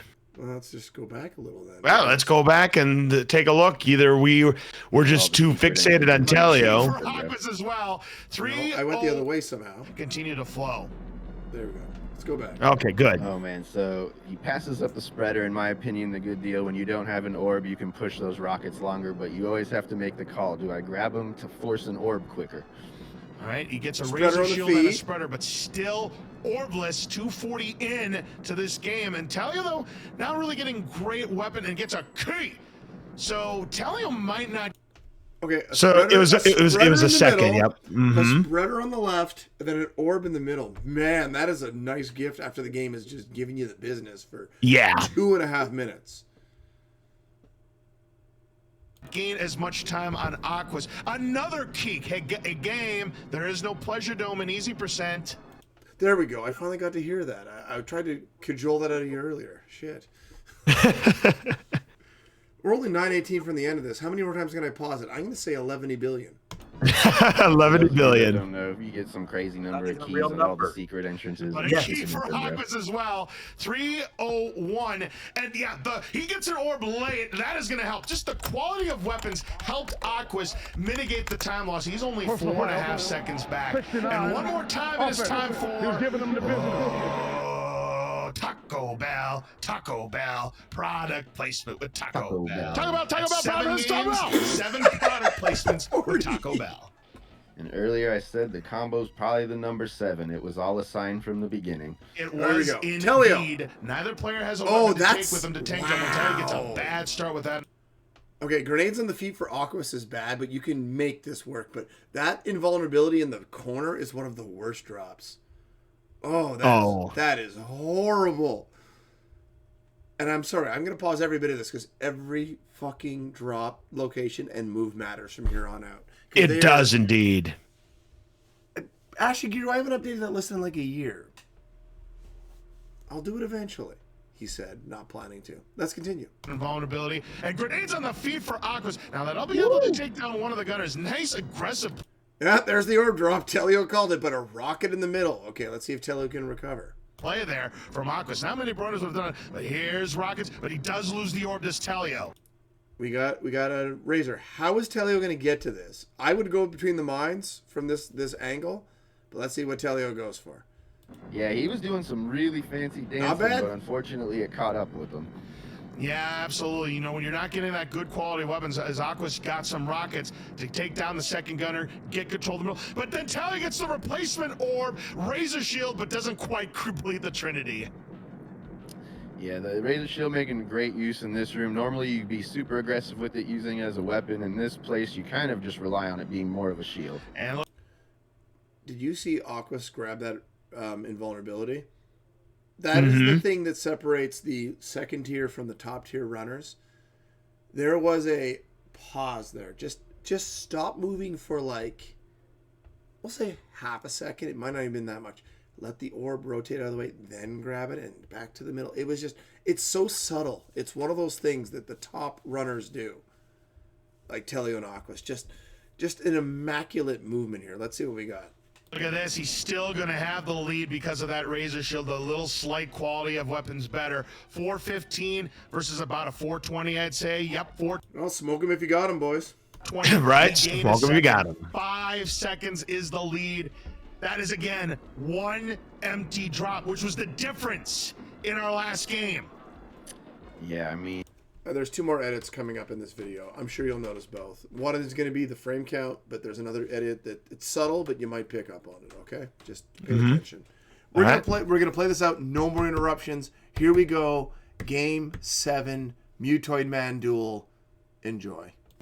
This is still anyone's chance. Both of these guys can still get sub 6. And just a reminder, about late 0.8 swirl for seconds. Aquas, but he's able to take it down with the rockets. Now, I don't know if Telio got the ball buster or not. I was paying attention to the swirl. Aqua's trying for the southern ball buster. I don't know if he got it. Can you get?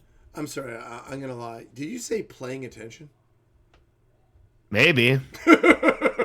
Possible. It's possible that my words might have slurred out as playing attention instead of paying attention. We can discuss other cards' hilarities afterwards. Oh, for sure, for sure.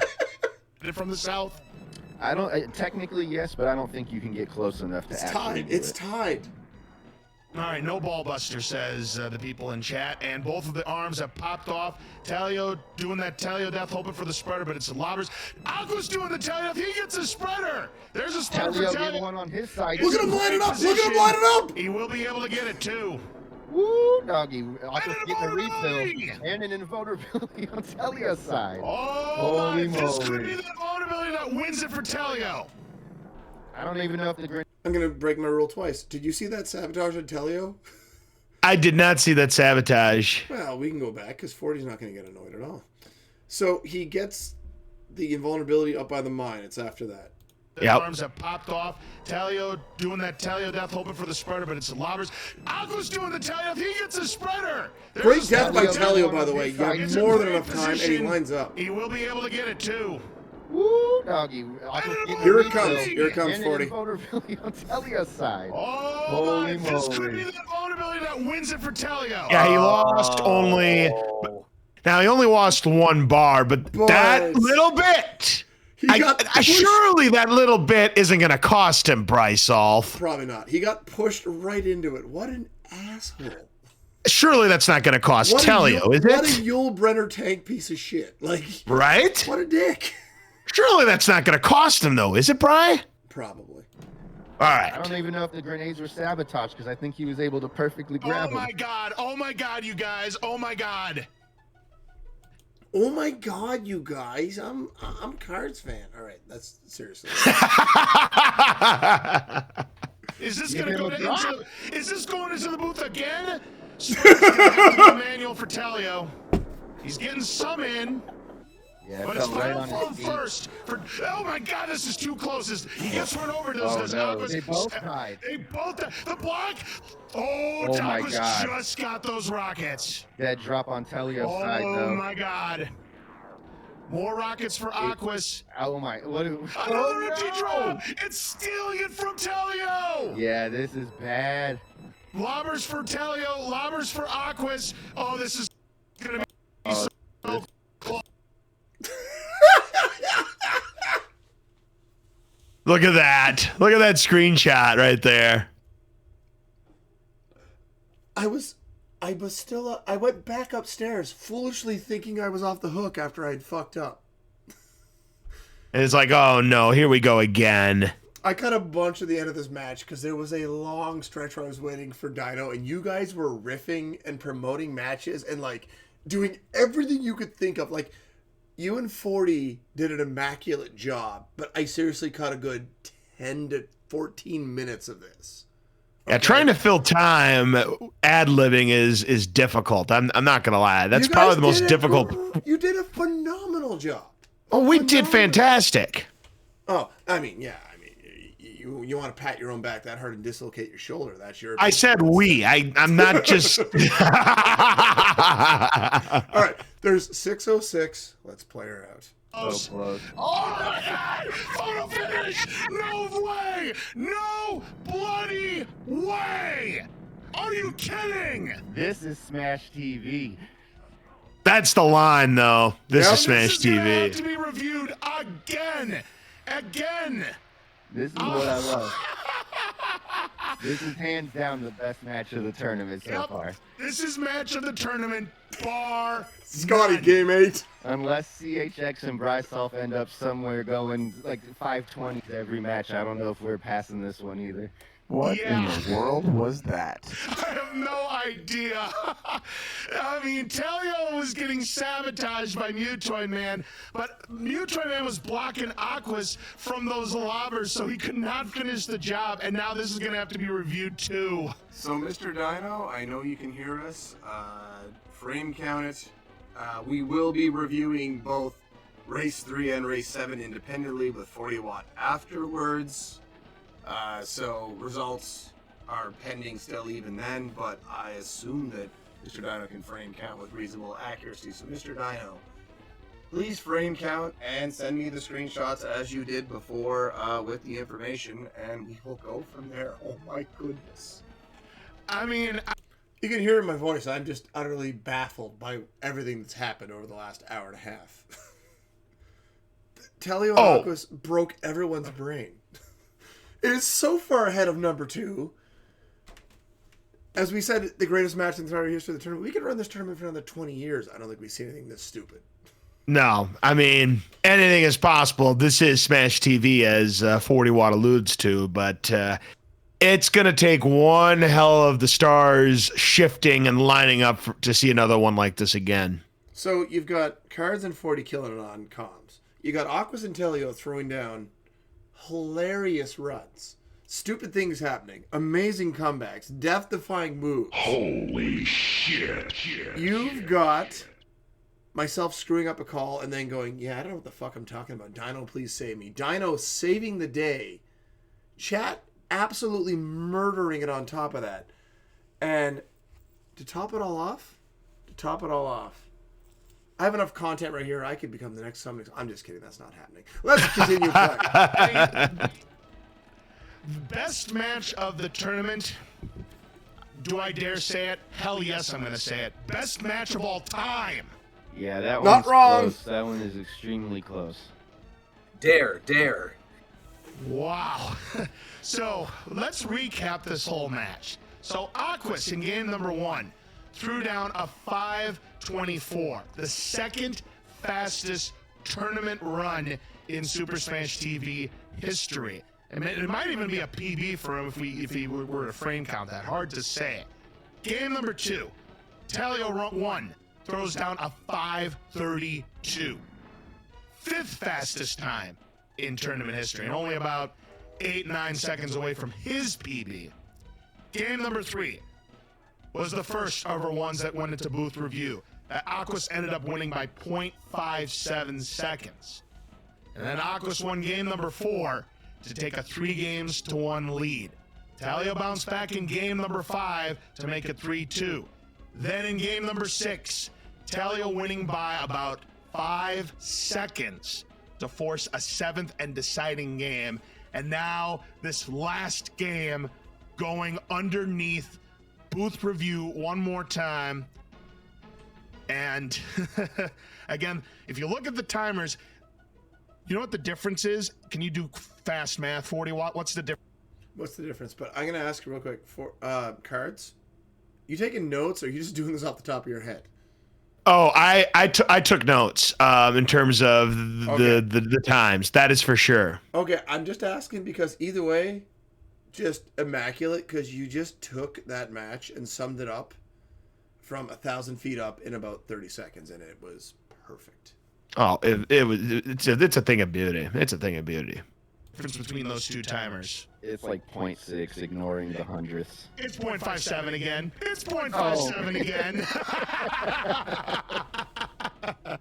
That's why I was giving you a little bit of a math quiz on the spot there, 40 watt, because we were talking about 0.57 seconds, and I noticed that it's 0.57 seconds.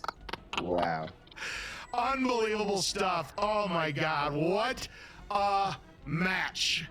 I will be hard pressed to find another match that's going to top this one the entire tournament. I don't see it happening unless, you know, the number 1 and 2 seeds as predicted make it to the finals and have some crazy blowout. That's the only thing I can see happening, but I don't think so. Rock chalk, Jayhawk. That's all I can say to 1 versus 2 in the final. All right, let's continue rolling here. I mean, Telio has been under the booth twice in this match alone, but for Aqua, I believe he's already been under the booth 3 times this tournament at the very least. And then I think he was underneath it 3 more times last year. So that's 6 races he's been involved in that's been going under the booth for review. Yeah, if you're just stumbling in here, you walked in halfway through this match. We've only had 1 match tonight. We only do have 1 match tonight, but it is definitely one you may just want to go back and watch from the beginning. Yeah, only 1 single match, but boy, oh boy, was it worth the price of admission and then some. What the hell is Telio doing? Telio, you want to explain this to me? What am I looking at? Jesus Christ. Is that the 2 of you? Did you pull that up on your own feed? Oh my God. Is that what I'm seeing? Okay. And he beats you. Okay. We're going to let him explain this in chat. Aqua and Telio raced us at AGDQ. They raced at AGDQ. And he beat you. And that was the webcam feed. Holy fuck, that's amazing. Neat. That is fucking cool. That is cool as shit, Telio. I did not understand the implications of what that was. That makes this even better. Why is everyone making everything so good and making it hard for us to top it this year? And by that I mean, we're going to top last year's tournament because it's going to fucking happen, boys. I'm 40 watt. Oh, looks like we have some people talking. I cut a bunch of shit here. I see that on Telio's side. All right, so just to kind of fill in, I can't remember if we clarified this or not, or just as a reminder. So we're having dyno frame counting. We trust his frame counting. Just as secondary measures, myself as an actual, like I guess an official moderator, I will be going back and frame counting each other's feeds individually both 3 and 7, just to confirm. And I guess if we have some weird discrepancy, we may see you back here again with these two, but I highly doubt it. I really trust Dino's word. Me too. Absolutely. I mean, this might be one of those things that, we review after we go off the air for tonight, and then we announce it tomorrow when we have our next tournament match, because I do believe we have a match. Okay. We have a tentative official result. This is tentative only to 40 Watt confirming this after, but as said, we trust Mr. Dino and Frame Counting. By a total of 41 frames in game number 7, Aquas will be advancing. 41 frames is your difference in a deciding game. That is insane.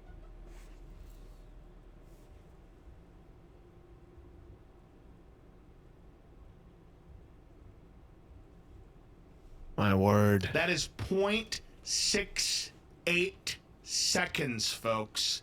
0.68 seconds. Think about that. I love the Bart running across the screen. I left that in just for the Bart Snag Nice. right at the end. Beautiful. Oh my god. So, I mean, leave your comments, chat.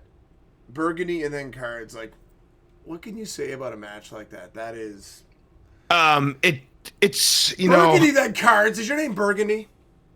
Someday it might be, but no, I'm sorry. Burgundy, you first. Speaking for me in this regard here, you know what? Considering how much he spoke in the match, it's understandable. I mean, in some cases there are no words, and in other cases there's words on top of words here. I mean, it was one of the greatest matches I've ever seen. In any game. Like, yeah, all humor and everything else aside, I mean, this was absolutely jaw-dropping, mind-blowing, just heartstring tugging, just every cliche and adjective you can think of. This was beyond bonkers. Absolutely. Cards, you called this match. What do you got to say for it? Well, I must say, I've called a lot of exciting speedrunning matches over the past 6.5 years now, between Zelda randomizers and Dragon Warrior randomizers and Mario 3 randomizers and all kinds of these matches. Zelda 2 randomizers, Castlevania 2 randomizers. Okay, Zelda 2 randomizer is on my bucket list. The problem is... have you not called a Zelda 2? Only the vanilla game, the 100% all keys. I have not done randomizer yet because I don't have enough knowledge of it, but...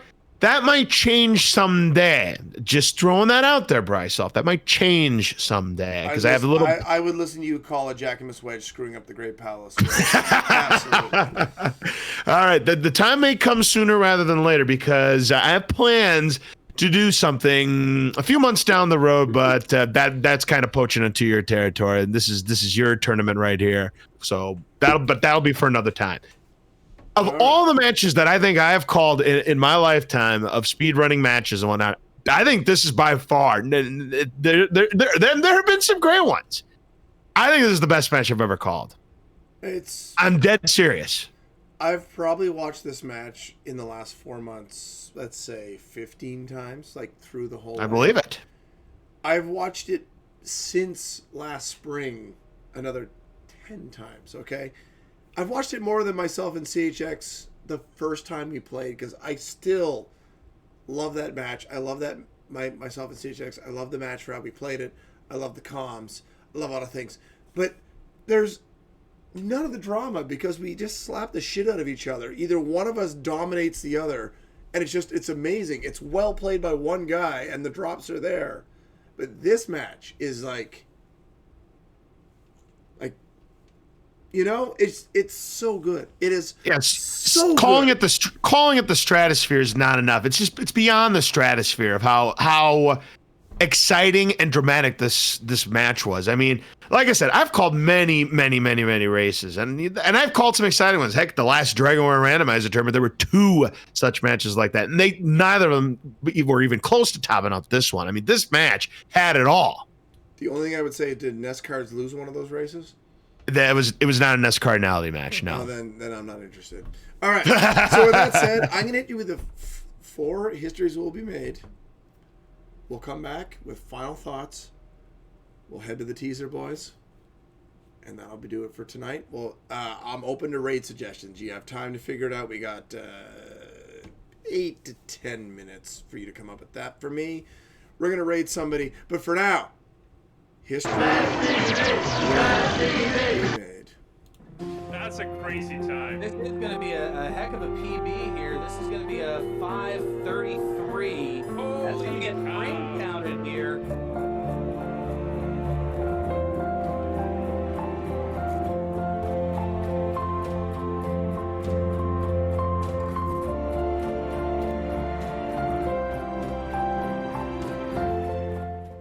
Braisolf had a 5.4x, and Aqua's like, anything you can do, I can do better.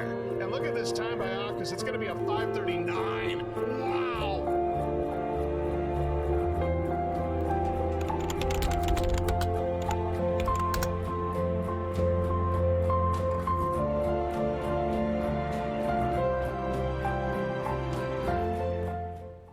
This is just absolutely jaw-dropping here. Fireball's going to take game 3 at 5:53. Fireball gets sub 6.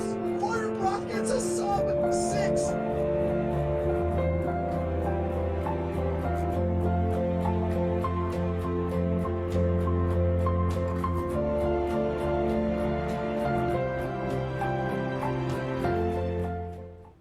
Wow, it's going to be a 707 or so for Drum Wars. This is the new second place on the leaderboard.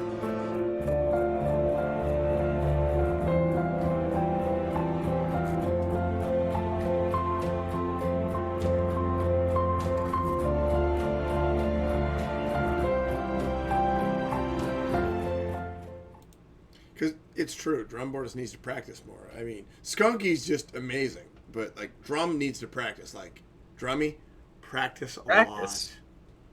We talking about practice? There was a time. Not a game, not a game. We talking about practice, man. How the hell can I make my teammates better by practice? It was Sigma, to be fair. Oh my gosh, that was what now? 20 years ago? Oh god. Oh my god, about We're yeah, getting old. 20 or so years. Look at these Oh bags. god, yes. Look at these bags under my eyes here. All right, so Yeah, May 2002. Almost 21 years ago. This was a couple of years before T.O. was doing fucking sit-ups in his driveway, right? Yes. That was I think God, 2 years. Philly had or some 3 years. terrible aught sports memories. Jesus. Who you telling? That was probably what started my stopping problem. It's not a drinking problem, it's a stopping problem. Pre-Dirt Machoke. Jesus Christ, Sigma. No one remembers my Pokemon Blue playthrough. Jesus Christ. All right. We have arrived. It's time. I will deafen you. You can give your thoughts after we're done. But guys, it's officially time. We're going to hit the teaser reveal. I'm going to warn you now. Last year was all about rocking out. This year is about love.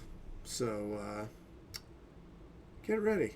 It's going to be amazing. Season fucking 7. 7 hours later, I think that stream says. It's not quite that bad, but it's pretty bad. So I'm going to deafen these two wonderful human beings. We'll be back in 5 minutes. Enjoy your teaser. I don't got to see it. I can remember it all up here because I've watched it literally about 1,000 times. Because I've edited the fuck out of this. Enjoy, boys. Season 7. Let's fucking go!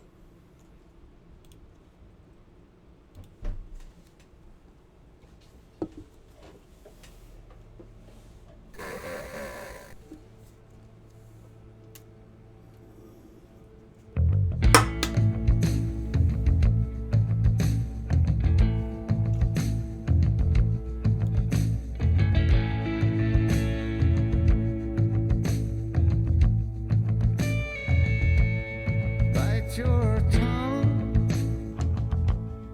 Don't make a scene, dear.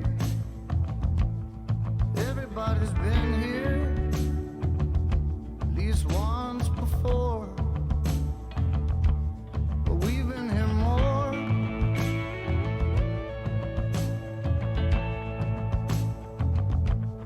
Your heart breaks, rolls down the window. I've seen it all.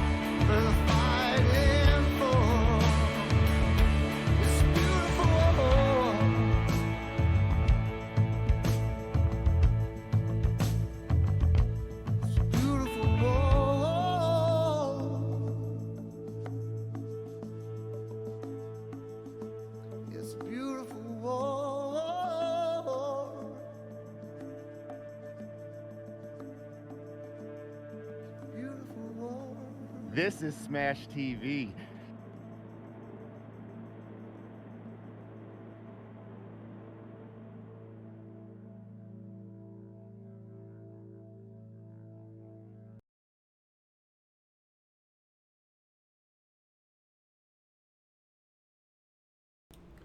You boys make this tournament what it is, this community what it is. I do all the work, sure, fine. I organize the thing, I run the thing, I do all this stuff, but I do it because you guys are fucking worth it, because this community warms my soul, and I love this community. Thank you so much for growing a game that I started playing on my own in 2017 into what it is now. Touches me right there, man. It's good. It's good. I love it. Thank you so much. That's all I can say. It's amazing. Cards, Burgundy, anything to add to this? It has been a wonderful night looking back and just enjoying it.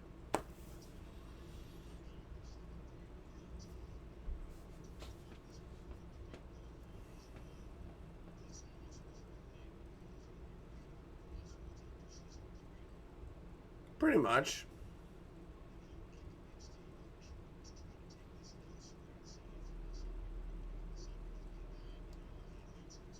Oh. Sorry. My bad. Brian fucked up. You were bragging about how awesome you are. Your plum done gone there. Yes, I suppose I was. Son. But no, what I was going to say is, a few years ago, didn't look like we were going to be in this situation here, because after the third season. Give the year. What year was it? Well, the year was, it was 2020. Oh, yeah. And what month was it? It was, January or February? No, it was later than that. It was, I didn't give a fuck because I was dealing with my life. And well, I it's kind of a blur because, this is the beginning of that, that silly, goofy pandemic that, we're still having to deal with. But that's a discussion that's neither here nor there. But guys, the reason we're here tonight, and it's not a humble brag, it's not a I'm the best brag. It's literally a legit, truthful brag. Cards fan saved this tournament because I wasn't going to run it in 2020. Yeah, and I convinced you to run it. One of the suggestions I made was to take it to maybe another a speed gaming like service, because by the time you suggested speed gaming, but 40 then came in and had suggested a dyno, right? GG speed runs, and 40 deserves some credit.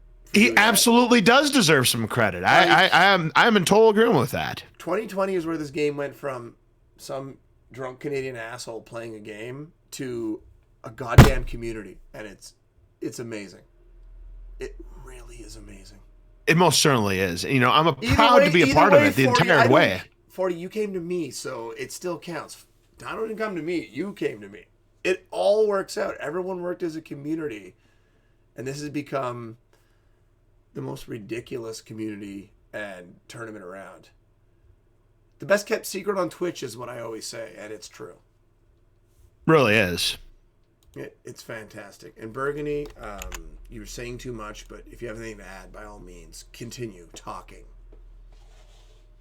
Well, I try to go with the wrestling adage of less is more. I try not to get all of my shit in. That's at least the I don't know. It's how I tend to go by things. But as far as all of this here, that video is like the equivalent of the positive pink slime in Ghostbusters 2. That was just an absolute awesome love fest. Yeah, right? Like, last year we went balls to the wall, rock out, and enjoy with some animation, whatever. And if I can make it work, we're going to do some animation for the bracket reveal, but that's down the road. This year we just went with, let's tribute what it is. It's a love letter to the game. And we had to do something different. Every year it's something different, right? Oh, definitely. Tapatio is currently streaming a sports thing. I know a lot of y'all aren't sports guys, but maybe we'll be rating him. But you know what? Just for fun. You want a comparison? you want a little comparison? And then we're going to raid Tapatio. And the raid message is going to be, it's a beautiful war. That's all we're going to raid them with. Okay? I'm not going to give any sort of thing to it. Or anything? Yeah, no, fuck no. Just enjoy this, and when this is over, I'm going to raid us over. It's a beautiful war. Thank you, cards. I'm going to mute you guys. I'm going to mute me. Enjoy ya. Hang around for the raid, boys. It's a beautiful war. Let's do it. Thank you so much for being here. I didn't cry. That was my goal. I came close, but goddamn. I love you guys. I love this game. We'll see you in March for bracket reveal. Sign-ups are open. Challenge.com/SmashTV7. 7. What you know about the 7th annual tournament? Well, hopefully it's going to be a good one. We'll see you next time. Play me. For the next one. 7. That's the one, Leslie. That's the one. What y'all know about Way to step on the fucking outro. You did it.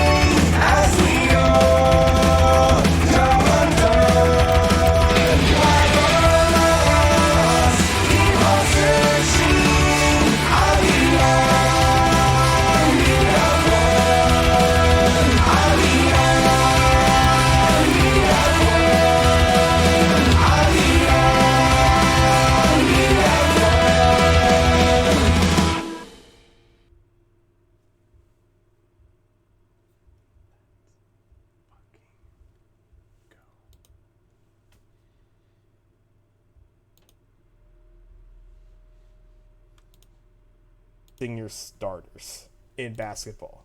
Very much, you can't play them for a full 48 minutes.